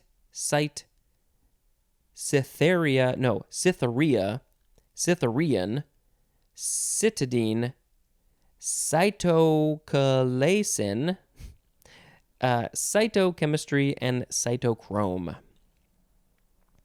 I feel like I need to pick cystic fibrosis as the word of the episode because I have heard this is a thing that exists. I have heard a fair amount about it, but I've never really knew what it meant or how it affects the body. I just know that a lot of people suffer from it. So I think that, we definitely all need to learn more about things like this, bring it to attention and all of the like. Cystic fibrosis. It's a bad, bad thing. I mean, I have to assume that people who have cystic fibrosis feel like it is a bad, bad thing because it doesn't sound like it's very fun. But, if you got cystic fibrosis and you want to, give me your thoughts about that, maybe, I don't know. What do you have to say? I should hear from an expert. So feel free to call up the Google Voice number, leave a message, email me a voice memo, hit me up a DM, something. If you want, you can do that. And I will, we'll talk about it later. All right. That is going to be the end of this episode. Thank you very much for listening. And until next time, this is Spencer dispensing information. Goodbye. Hello, word nerds. Welcome to the second to last episode of the letter C. I think we call that the penultimate episode. That's what we're doing. That's where we're at right now. Okay, so, Spencer, make a note to yourself to end on that word and not on that word. I'm changing up my little pen marks here. Okay, so the first word in this episode is cytochrome C. It's the same word that we ended yesterday, cytochrome, and then the second word is just the letter C, the lonely lowercase c. It is a noun from 1940. The most abundant and stable of the cytochromes. There's cytochromes, and the one that is the most abundant, there's more of this one than all the other ones. It is also the most stable. It is cytochrome C. Sound effect time. We'll just do a little I think I've done this a bunch of times before. Should we do... Let's do that. Next is cytochrome oxidase. Second word is oxidase. Noun from 1942. An iron porphyrin enzyme important in cell respiration due to its ability to catalyze the oxidation of reduced cytochrome C in the presence of oxygen. So that word that I had trouble with is, it's iron hyphen porphyrin. I like to spell those words that I have trouble with because I feel like if I don't know them, there's a pretty good chance that somebody else might not know it. And, you may not know other words that I know, and you may know words that I don't know, but some of these words are just very uncommon, and if I say it wrong, you may not know how to spell it. Some people like spelling. Some people want to see it in their head. Iron porphyrin. Porphyrin? Hey, let's move on to... Okay, what was my sound effect? It was like a... Next word is cytodifferentiation. Cytodifferentiation. Noun from 1959. The development of specialized cells as muscle, blood, or nerve cells from undifferentiated precursors. The development of specialized cells from undifferentiated precursors. I just don't know what any of this means. Same with the last one. Moving on. It is cytogenetics. Cytogenetics. Noun from 1931. And I have to remind myself, what does cyte or cyto mean? It means cell or cytoplasm. So, this is a branch of biology that deals with the study of heredity and variation by the methods of both cytology and genetics. And we will learn about cytology very soon. Okay, so it's a branch of biology it's dealing with the cells. Where was that word that we had? I think it was yesterday. It was like, or maybe it was it must have been yesterday. It was like cytochemistry. This is the microscopic biochemistry and the chemistry of cells. So this is similar, but it's more the biology than the chemistry. Heredity, that's your genes and what your parents pass to you and what you might pass to your kids if you have kids and all that stuff. Cytology and genetics. So cytogenetic or cytogenetical, those are adjectives. Cytogenetically is an adverb, and cytogeneticist is a noun. Next is cytokine. Cytokine. Noun from 1979. Any of a class of immunoregulatory proteins that are secreted by cells, especially of the immune system. So cells secrete this thing called cytokine, but it's mostly cells that are part of the immune system. It's specifically talking about the immune system, or at least mostly the immune system. And they're a part of a class of immunoregulatory proteins. Other examples of those, or more specific examples of those things that are called cytokines, are interleukin and interferon. So I guess those might be examples of cytokines. I think maybe go double check my work on that. Don't know if I'm correct. Next, we have cytokinesis or cytokinesis. Cytokinesis. Noun from 1919. Interesting. So cytokinesis is from 1919. Cytokine is from 60 years later. So maybe because it's a small protein, maybe they just didn't know it existed. They couldn't find it for all those years. But I feel like cytokinesis must be related. So what is it? Number one, the cytoplasmic changes accompanying mitosis. Mitosis, is that when like the cell divides? I feel like that's what that is. I'm trying to put my brain back into my like 14, 15-year-old self in biology class. The cytoplasmic changes that accompany mitosis. Number two, cleavage of the cytoplasm into daughter cells following nuclear division. And yes, so that's what this is all about. The cell divides, it gets cleaved into two parts or more. If you want to learn about cleaving again, you can go back to that episode. Shouldn't be too hard to find. Nuclear division, that's division on the, I guess that would be the nuclear level, the subatomic, the very small level. And that's called cytokinesis. Cytokinetic is an adjective, and I don't think we've seen any etymology in this episode yet. I don't think so. Next, maybe this is also related. It is cytokinin. Cytokinin. Noun from 1965. Any of various plant growth substances as kinetin or kinetin that are usually derivatives of adenine. So it's a substance, there's a group of these substances, they are cytokinin, and they are in, it's a plant growth substance.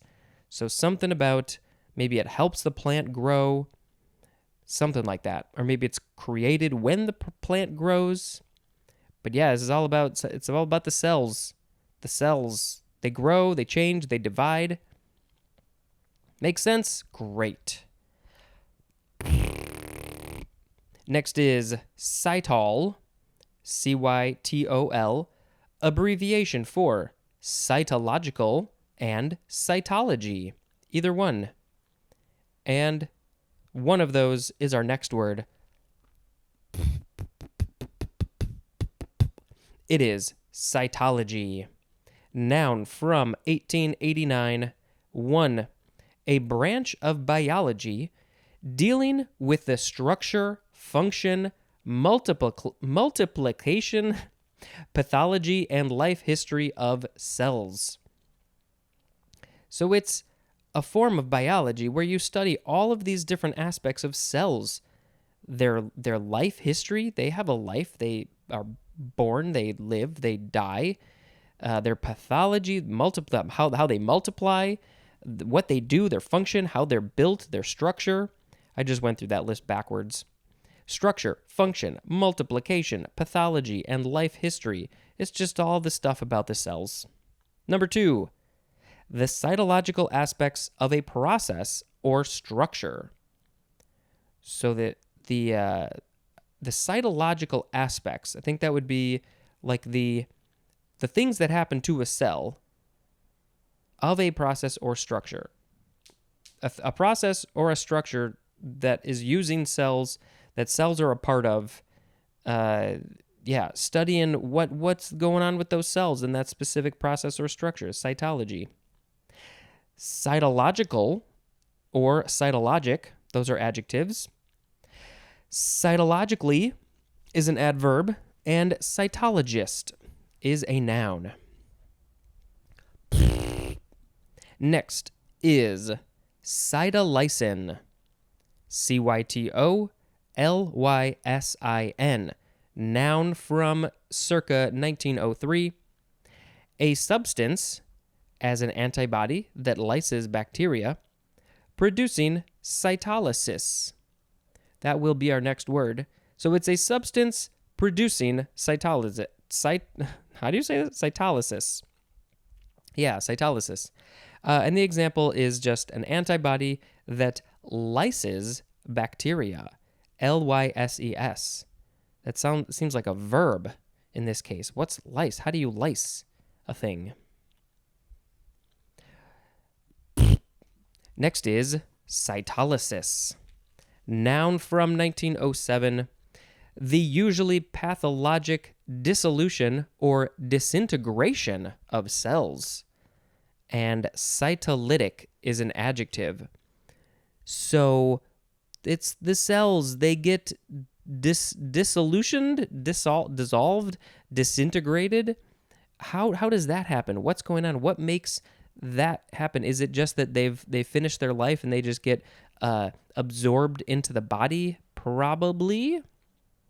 So that's cytolysis. And then just looking back, we had cytolysin. So that was a substance producing cytolysis. So this substance, cytolysin, does it start the action of cytolysis, which is the dissolution or disintegration of cells?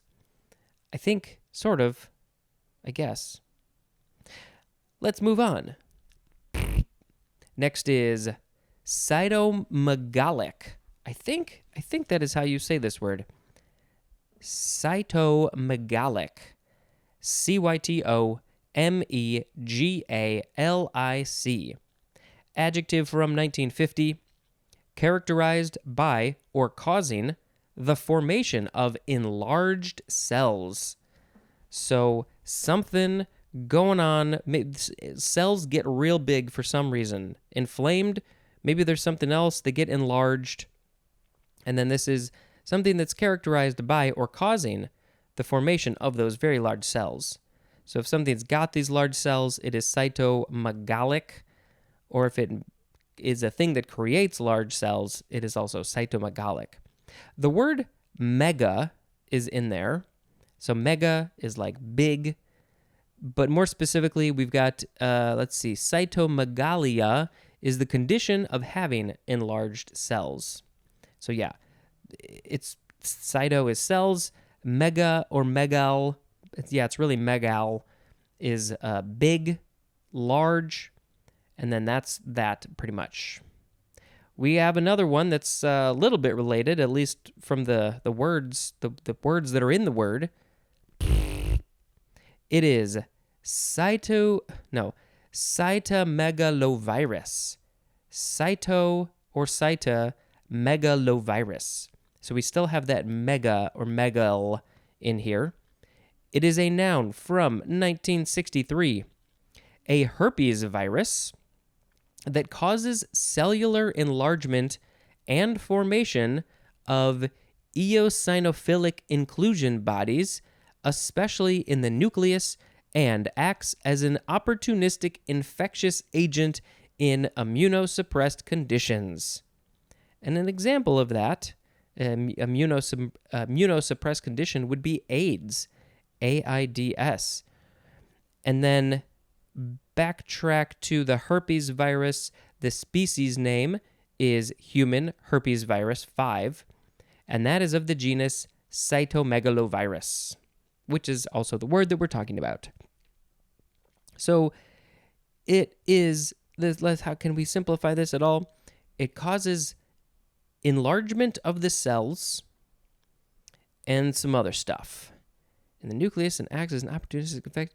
So it's not a good thing for your body. That's what it is. You don't want any cytomegaloviruses. Yeah. It's hard for me to fully understand everything that is being described here, but it just doesn't seem like a great thing. Like eosinophilic inclusion bodies, what are those? I need a scientist on every single episode, I think. Next word is cytomembrane. Noun from 1962. One of the cellular membranes, including those of the plasma membrane, endoplasmic reticulum, nuclear envelope, and Golgi apparatus. And then specifically the synonym unit membrane. One of the cellular membranes, including those of the... So are all of these things, plasma membrane, endoplasmic reticulum, nuclear envelope, and Golgi apparatus, are those all considered cytomembranes? Possibly, because I feel like cytomembrane is just a sort of a general term. It's a cell with the membrane around it, or it's the membrane of the cell. One of the cellular membranes, including all those things that I read. And I just love the name Golgi apparatus. Don't you? Next is cytopathic. Adjective from 1952.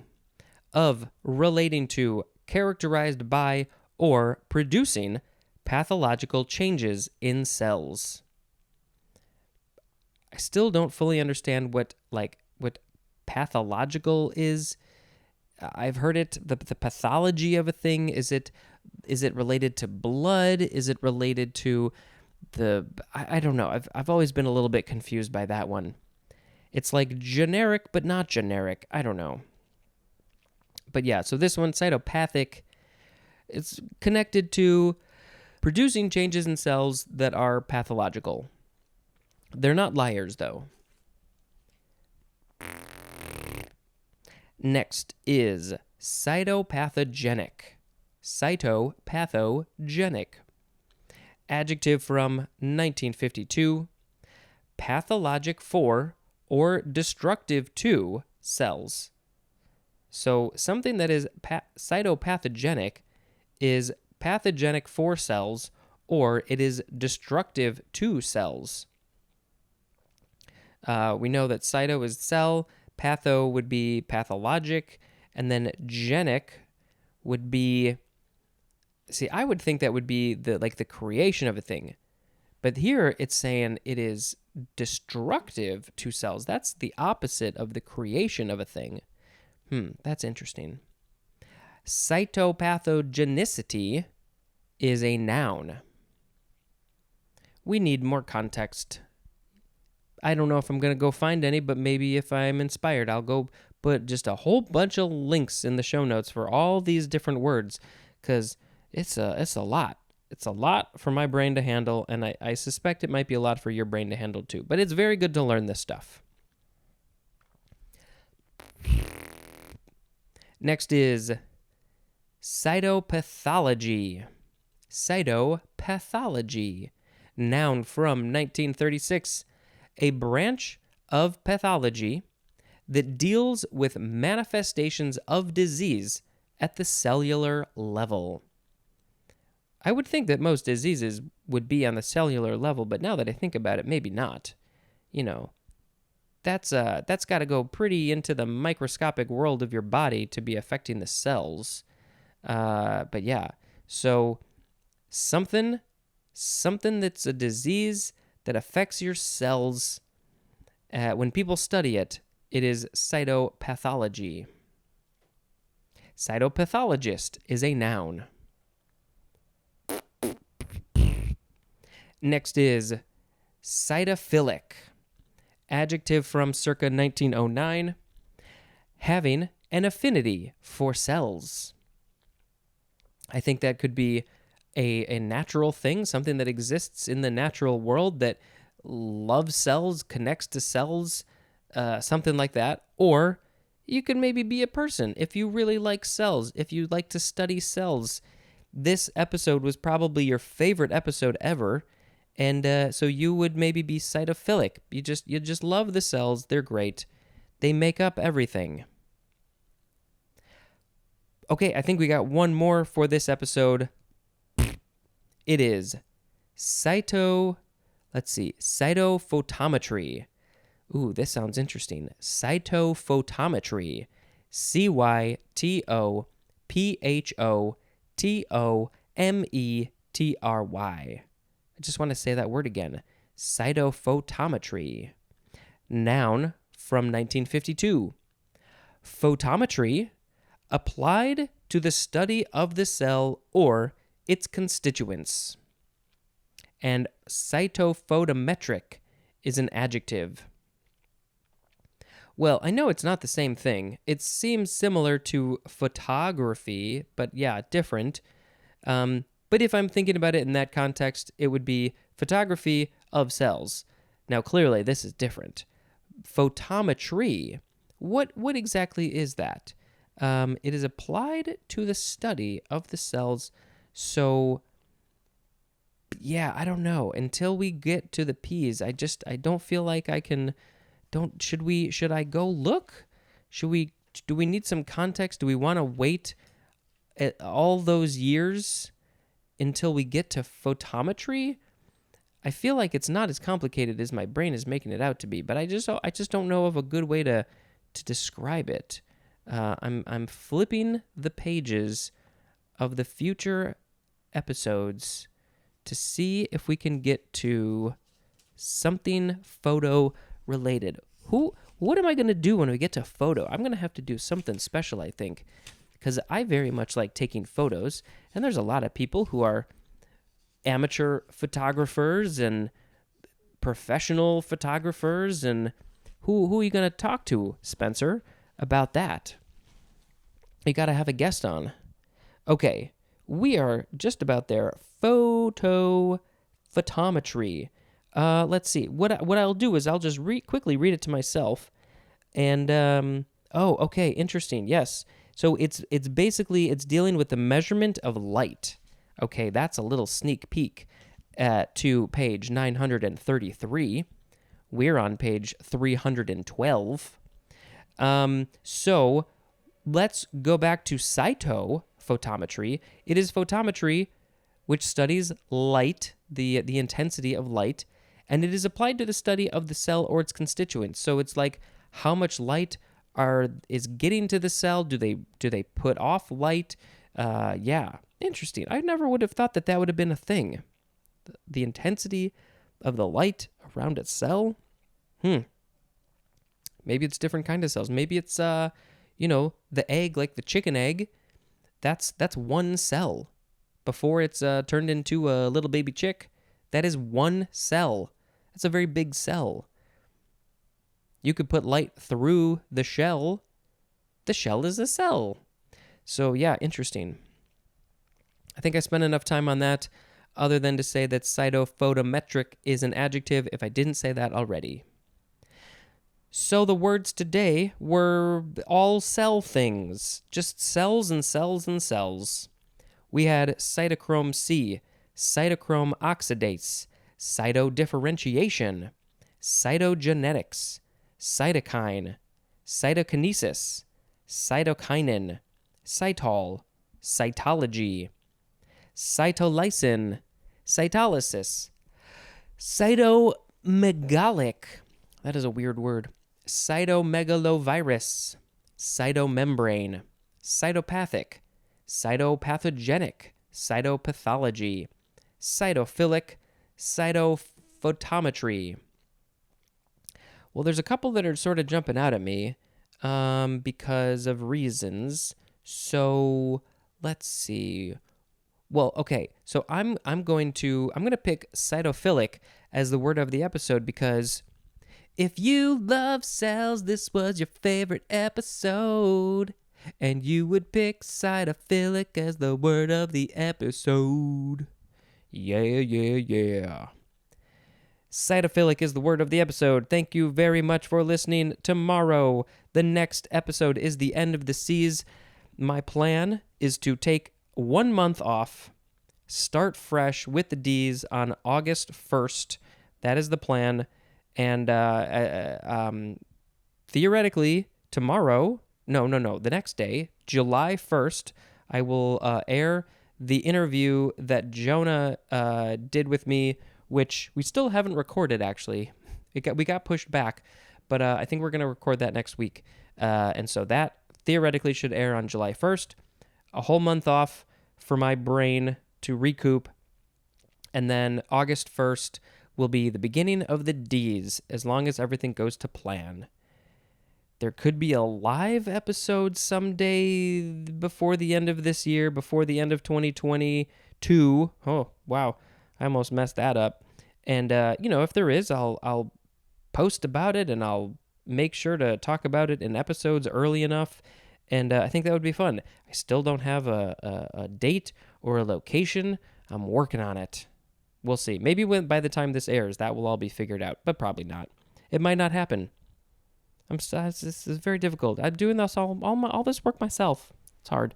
Okay, hey, I'm going to end this. Thank you very much for listening, and until next time, this is Spencer dispensing information. Goodbye!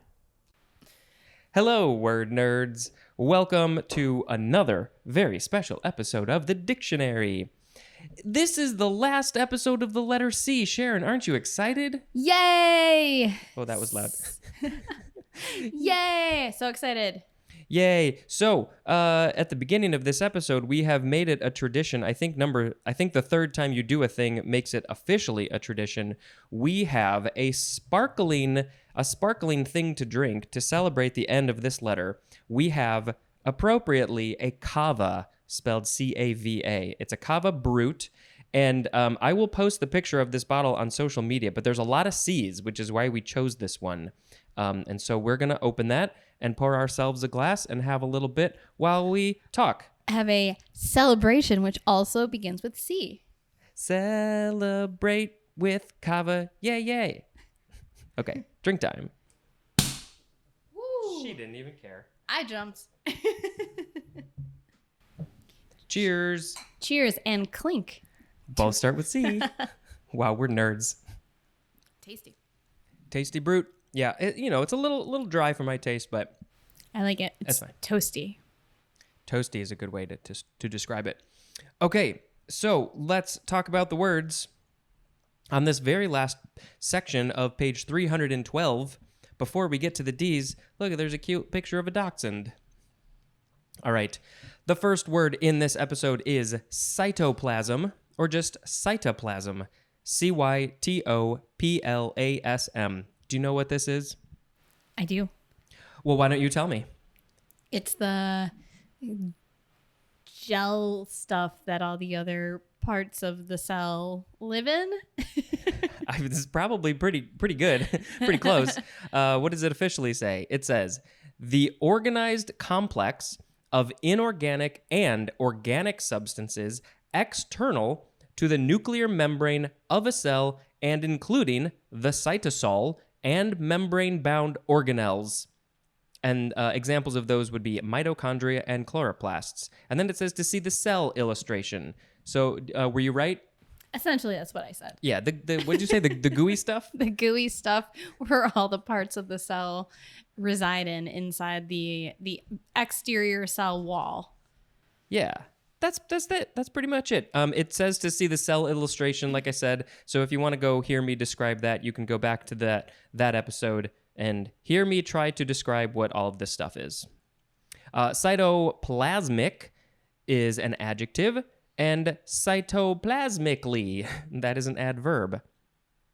That's all I got for that. Anything else about cytoplasm? Have you had to look at this stuff in a microscope? Yes, in biology, a long, long time ago. In a galaxy far, far away. Oh, what should the sound effect be? Well, since I'm pretty dog crazy right now. Wait, just now? Not every other month or week or day? Okay, because I'm pretty dog crazy all the time, and I really, really, really want a dog. I'm going to say, how about woof? That's good. We'll go back and forth doing the woof. You did the first one. All right, the next word is cytosine. cytosine. Noun from 1894. A pyrimidine base C4H5N3O that codes genetic information in the polynucleotide chain of DNA and RNA. And it says to compare to adenine, guanine, and thymine, and uracil. There was an extra one I wasn't prepared for. So this is, when you look at the DNA strand, there's A, G, T, and C, right? And so this one, cytosine, must be that C one. Do you know? You know more about this stuff than I do, I think. It's been about 12 years since I maybe took not. biology, so sure, sounds about right. But I know in the DNA strand, they talk about those letters and combinations of those. And so, yeah, cytosine must be one of them, I guess. Because I thought there was a C in there. Anyway, pyrimidine, but I think that means it's shaped like a pyramid. Woof! Next is cytoskeleton. Noun from 1940. Do you know what the cyto prefix means? No. Okay, it means cell.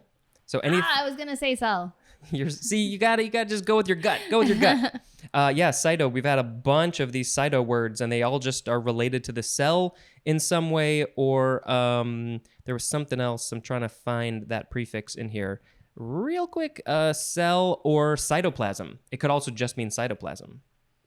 Okay, so cytoskeleton. I have an idea. Noun from 1940. The network of protein filaments and microtubules in the cytoplasm that controls cell shape, maintains intracellular organization, and is involved in cell movement. And cytoskeletal is an adjective. And there may be some burps in this episode because we're drinking this fizzy drink. Have you ever heard of a cytoskeleton? Also back in biology about 12 years ago. I wouldn't have thought that they have it makes sense. They need some sort of structure. Mm-hmm. But it's not like the skeleton that we think of in our bodies, I don't think. No. But yeah, helps it. But very similar purpose. Right. It keeps the structure. It helps it move. Keeps all the goo in place. In a definitive shape. Right. So we're not just piles of goo on the ground. That is literally what would happen if we didn't have these skeletons and things to hold all the goo in there. Because that is pretty much what we are. Your turn for the sound effect. Woof. Next is cytosol or cytosol, S-O-L. Noun from 1970. The fluid portion of the cytoplasm exclusive of organelles and membranes. And this is called also ground substance. Cytosolic or cytosolic is an adjective.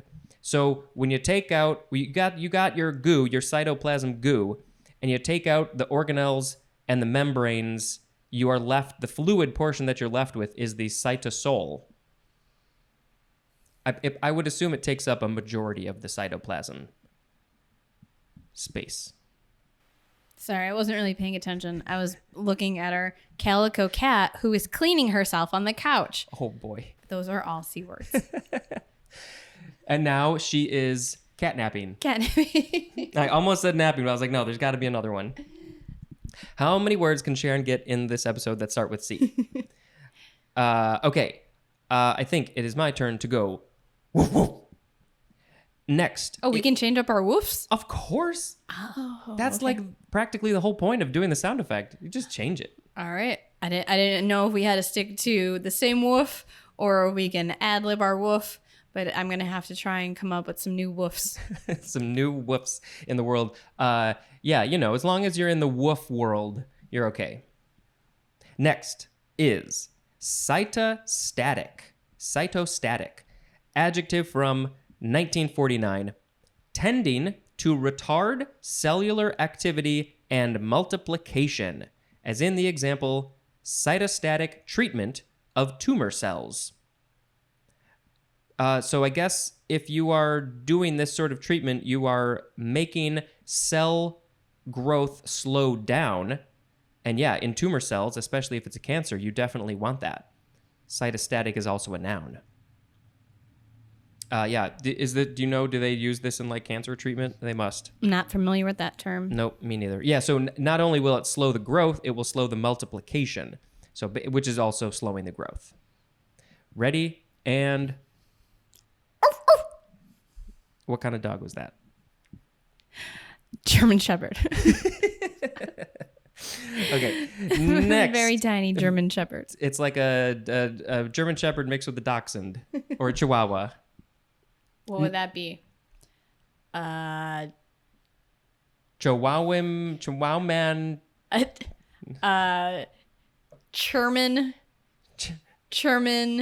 Chihuahua? I don't know. Yeah, Chihuahua. I like it. German Chihuahua. Next is cytotaxonomy. Cytotaxonomy. Noun from 1931. Study of the relationships and classification of organisms using both classical systemic techniques and comparative studies of chromosomes. I don't know. Number 2. Taxonomy, that's like the way that people categorize things. So yeah, we're talking about that in cells. Number 2, the nuclear cytologic makeup of a kind of organism. There's lots of kinds of organisms. And so I guess in this case, maybe they're talking about they categorize them by the types of cells that they have or something like that. Cytotaxonomic is an adjective and cytotaxonomically is an adverb. I got nothing else to say about cytotaxonomy. Me neither.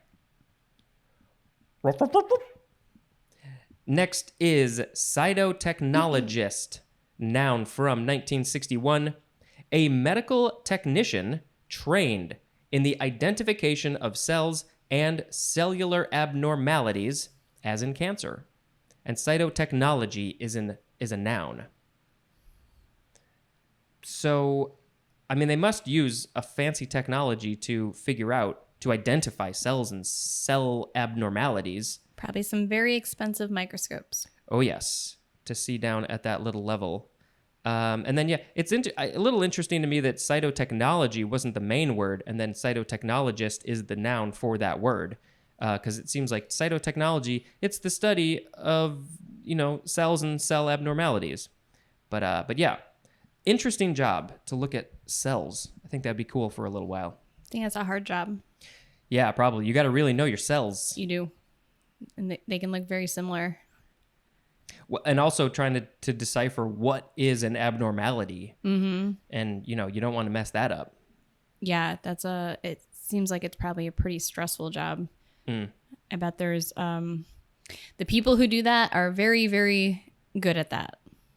Yeah, they have to be. I wonder if today, though, with computers, if computers are able to help look at things, we use a little like machine learning AI and try and figure out abnormalities ahead of time. Maybe when we were in anatomy and physiology class, we had we would get tested on different cells. They would have like 12 microscopes set up with a different type of cell under each microscope, and we had to identify whether it was skin cell or muscle cell or cardiac cell. And yeah, it was pretty tough. I want to see what all those look like now. Like, how are they different? That's so interesting. You can Google it. I'm sure. Yes. I'm sure you can find examples. Yeah, we'll maybe post some pictures of different kinds of cells. Is it your woof time? I think so.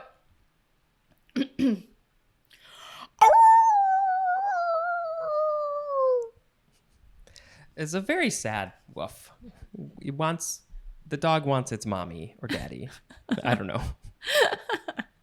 Don't read into my woofs. Okay, fair. You know that you didn't. You wasn't like you were getting in the role in your head. No, I was calling out to my friends. I was like, "Whoa, hey, what's up?" Bailey doesn't care. Okay, next is cytotoxic. Adjective from 1904. 1. Of or relating to a cytotoxin. And that's that. So if a thing is related to a cytotoxin, it is cytotoxic. And then number 2, toxic to cells. As in the example, cytotoxic drugs. So you gotta be careful. There's probably a good reason. Do you know any cytotoxic drugs? Chemo drugs would be cytotoxic. Yeah. So that is specifically, that would be cytostatic because it wants to put the cell growth in a static state so it doesn't grow and maybe even shrinks it maybe. Well, I think it's technically... I'm not an expert. Why are you here then? I'm not an oncologic nurse, but cytotoxic, it targets the cancer cells by killing them, but it can also kill healthy cells as well. So I don't know. I guess cytostatic would be related because if you have a tumor, it would shrink that tumor. But yeah, I don't know the proper descriptive ways to describe that. Yeah, but I that makes a lot of sense that if you're taking a drug that is toxic to cells, if you've got cancer like chemotherapy, then yeah, that's isn't that why people get so sick and don't feel so good when they take chemotherapy is because it's toxic to a lot of their cells or all of them. Yeah, healthy cells and cancer cells. Yeah. Ugh. I don't know as much about that as I should, but yeah, that's tough. Radiation, I think, might, and I please, if you know more than me, which most people do, radiation I think would be more of a cytostatic because that shrinks the tumor. Mm-hmm. Yeah, so a lot of people will do radiation first and then chemo, or the other way around. Well, it depends on the type of cancer, but I think depending on the type of cancer and how far it has spread, you might want to do chemo first. If it's very isolated, you might want to just do radiation. It's just all depends. Yeah. It's very complicated. Mm-hmm. Yeah. This is a very fun section to talk about. Lastly, for this one, cytotoxicity is a noun, and you got to be real careful how you say that word. It's just weird with all the cis sounds. Toxicity. Wait. Toxic city. Was there a woof? No, that was just the last part of that one. Now is the time for a woof. Oh, I think it's your turn to woof. I think it is. Woof woof. Next is cytotoxic T cell, and that is a capital T. noun from 1972, and the synonym is killer T cell. What are the T cells? I know there's white cells and T cells, and red blood cells. White cells are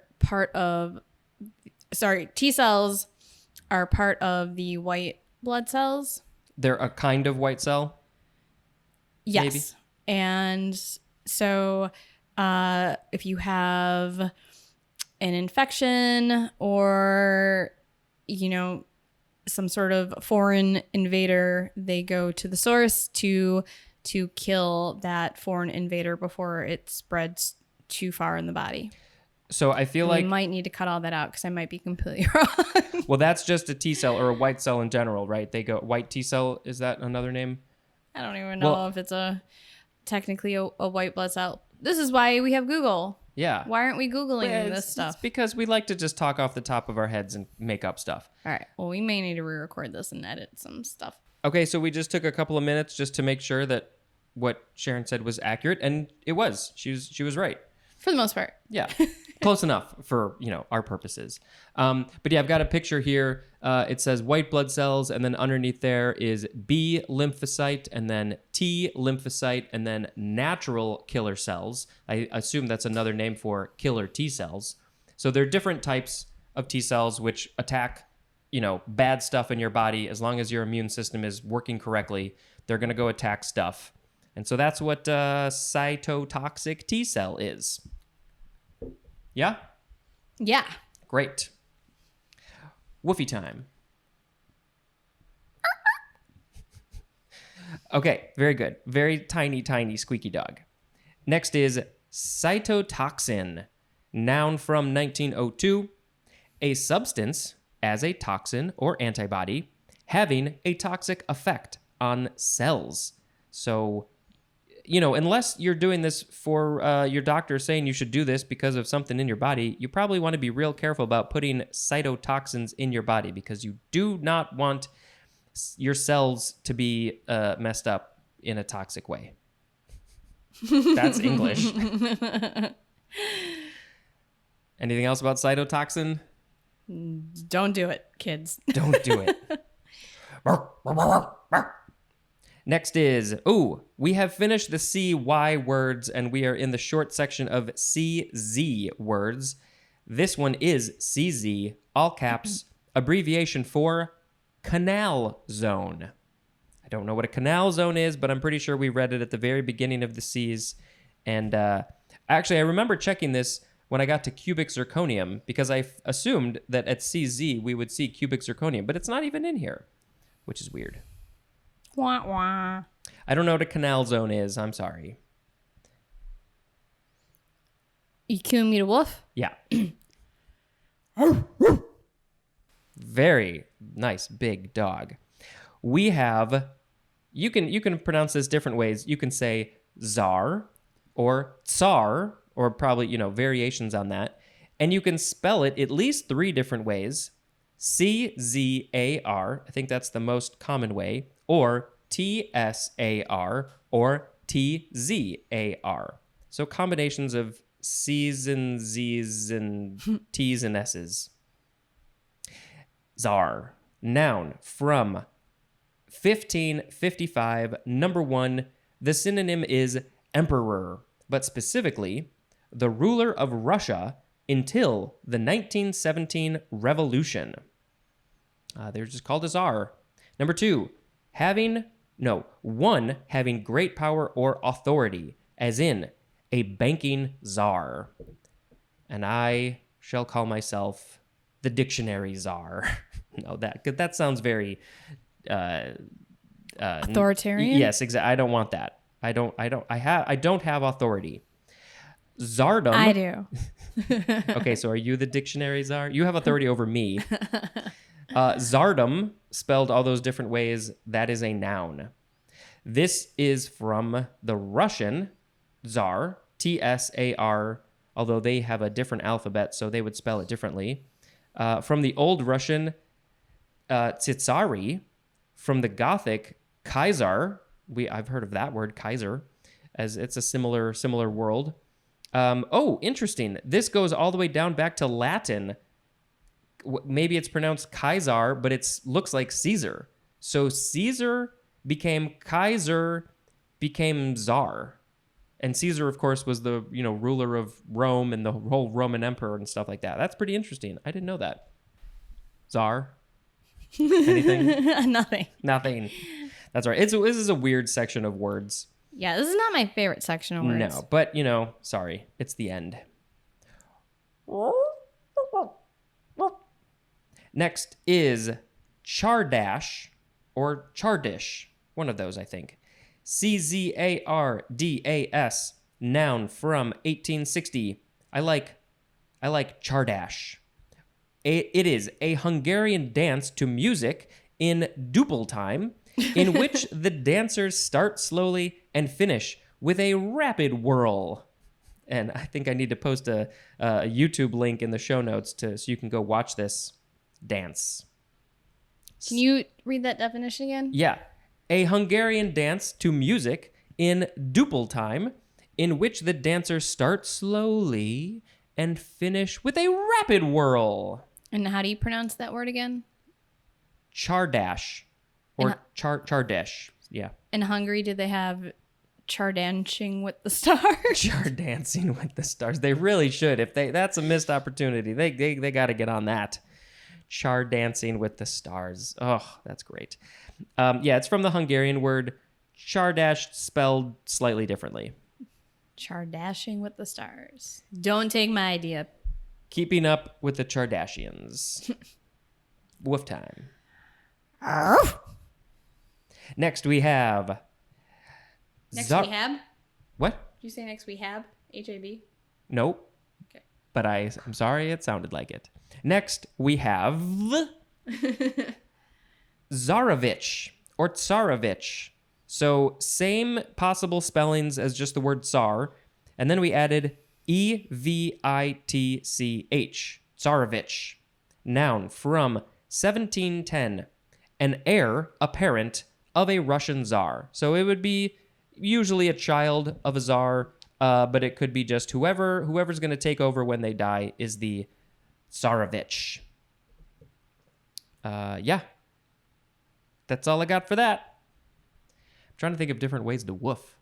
I'll just say woof. Next is Tsarina. Again, all the different Tsar spellings. Tsarina. Noun from 1717. The wife of a Tsar. Can we have a woman be a Tsar? I hope possible? So. Yeah, I hope so too. Yep, they just thought, to make it genderized for a lady, they added the I-N-A, Tsarina. Woofy time. Les wouf. Les wouf. That's a French poodle. Oh, yes. Okay, our next word is Tsarism. Again, spelled all the fun ways. Tsarism. Noun from 1855. 1. The government of Russia under the Tsars. And so if we look back at the word Tsar, that was probably up until the 1917 revolution. So before that, they had Tsarism. 2, autocratic rule. And yeah, that doesn't sound great to me. Somebody who is an autocrat? Nah, not a fan of that, personally. Tsarist is a noun or an adjective. And I think, is it my turn for one more woof? It is. Ruff. Our last word is Czech. Capital C-Z-E-C-H. Noun from 1841. Number 1, a native or inhabitant of Western Czechoslovakia. Now, this is feeling pretty, I don't know. Okay, I don't think Czechoslovakia exists in that way anymore, but maybe it's more, they're talking about the region. But let me finish this sentence. Inhabitant of Western Czechoslovakia, including Bohemia and Moravia. And again, yeah, I think this book is a little on the dated side, although I think I was in high school when Czechoslovakia split into the Czech Republic and Slovakia. This book is not that old. But yeah, If they're in that region, they're Czech. Number 2, the Slavic language of the Czechs. The Czechs speak Czech. And 3, a native or inhabitant of Czechoslovakia or the Czech Republic. I'm glad they got that in there. I don't know anything about that region or how to use those words. I don't know. You got anything about Czech? Do you know about their stuff? I do not. Yeah. Sorry. I'm not very versed on my geography. Sorry. Yeah. I mean, I know it's in the sort of, I want to say Eastern or Southeastern Europe, but that's about all I know. All I know is that I grew up with a last name that had C and Z together. And so I know how to pronounce it because lots of people do not, and they mispronounce my last name constantly. Good thing you changed it. Good thing I changed it to something much easier to pronounce. Yeah. Czech is an adjective, and Czechish is also an adjective. Yeah, when you get to the end of a letter, there's going to be Z's involved, and it's not always the most interesting or fun, but for people who are Czech, they're like, yes, we got the last word in the C's. Yeah, we had Russian things, Eastern European, and cells in this episode. So they were cytoplasm, cytosine, cytoskeleton, cytosol, cytostatic, cytotaxonomy, cytotechnologist, cytotoxic T cell, cytotoxin, CZ, czar, Chardash, Tsarevich, Tsarina, Tsarism, and Czech. And was there one of those that really jumped out at you and at being just really great and wonderful? I'm going to go with cytoplasm because when I hear that word, it reminds me of the movie Ghostbusters. Oh, yeah. Because they're just getting slimed, and was there a specific quote that used something like cytoplasm, or did they say cytoplasm? Or is it more about like the ghost plasma? I think they might have used some term. Oh man, I'm trying to remember now. I think Egon probably said cytoplasm or cyto something or plasm. Yeah, I'm pretty sure there was something. like a plasma related word in there somewhere for sure when he was talking about all the sciencey stuff. Mm-hmm. Yeah. Well, cytoplasm is the word of the episode. Do you want to sing a song about cytoplasm, or should I? I'll sing something. Okay. All right. I'm just going to make something up. There you go. But wait, before you hear the song, I suggest that you click on the link in the show notes for the image that Sharon is looking at while she sings this song. So you should look at it and it will make a little bit more sense. But even if you don't, you can just listen to the song and it is still very funny and enjoyable by itself.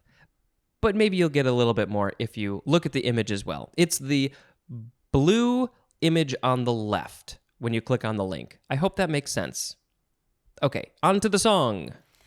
Cytoplasm, it's like a big swimming pool filled with jello, and people are mitochondria floating on rafts, and a nucleus is there too, which is a beach ball in the pool, all just floating around in the cytoplasm. And there's some lyosomes and vacuoles, yay. Yeah. That was the best song. Now I just want to go in a pool. I mean, this picture looks like a pool. Now I just want to jump in a pool of jello and pretend I'm a mitochondrion just floating around. Yeah, that sounds pretty great. You never saw Cloudy with a Chance of Meatballs, did you? No. They swim through jello like a pool. Looks fun. Anyway, that was a great song. Thank you very much for that.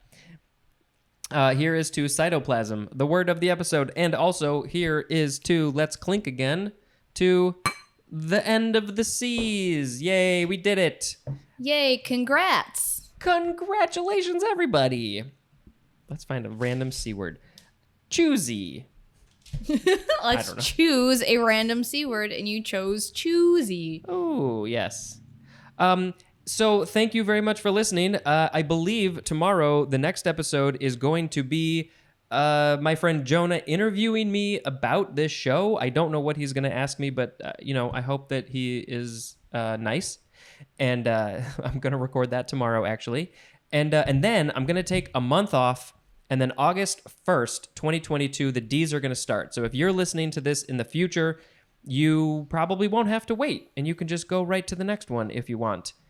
And then there might be a live episode sometime soonish. And then just real quickly, let's just say all of the pluggy things. Social media is at dictionarypod. Dictionarypod@gmail.com is an email address. There's a Google Voice number in the show notes. Please go share this and subscribe to it on whatever podcast platform you're listening to this on. Go ahead and join the Patreon for early, very early episodes and exclusives. And then also rate and review this on, the Apple Podcasts and the Spotify and stuff like that. Sharon, any last words? Thank you very much for having me on the show to drink some kava and discuss some C words. Thank you for joining me, to Sharon, and also thank you for joining me to whoever is listening to this right now. I really, really, really appreciate it. And if you're starting in the middle, go back to the beginning and go through it the right way. Yay, bring on the D words. This has been Spencer dispensing information. Ciao. Ciao.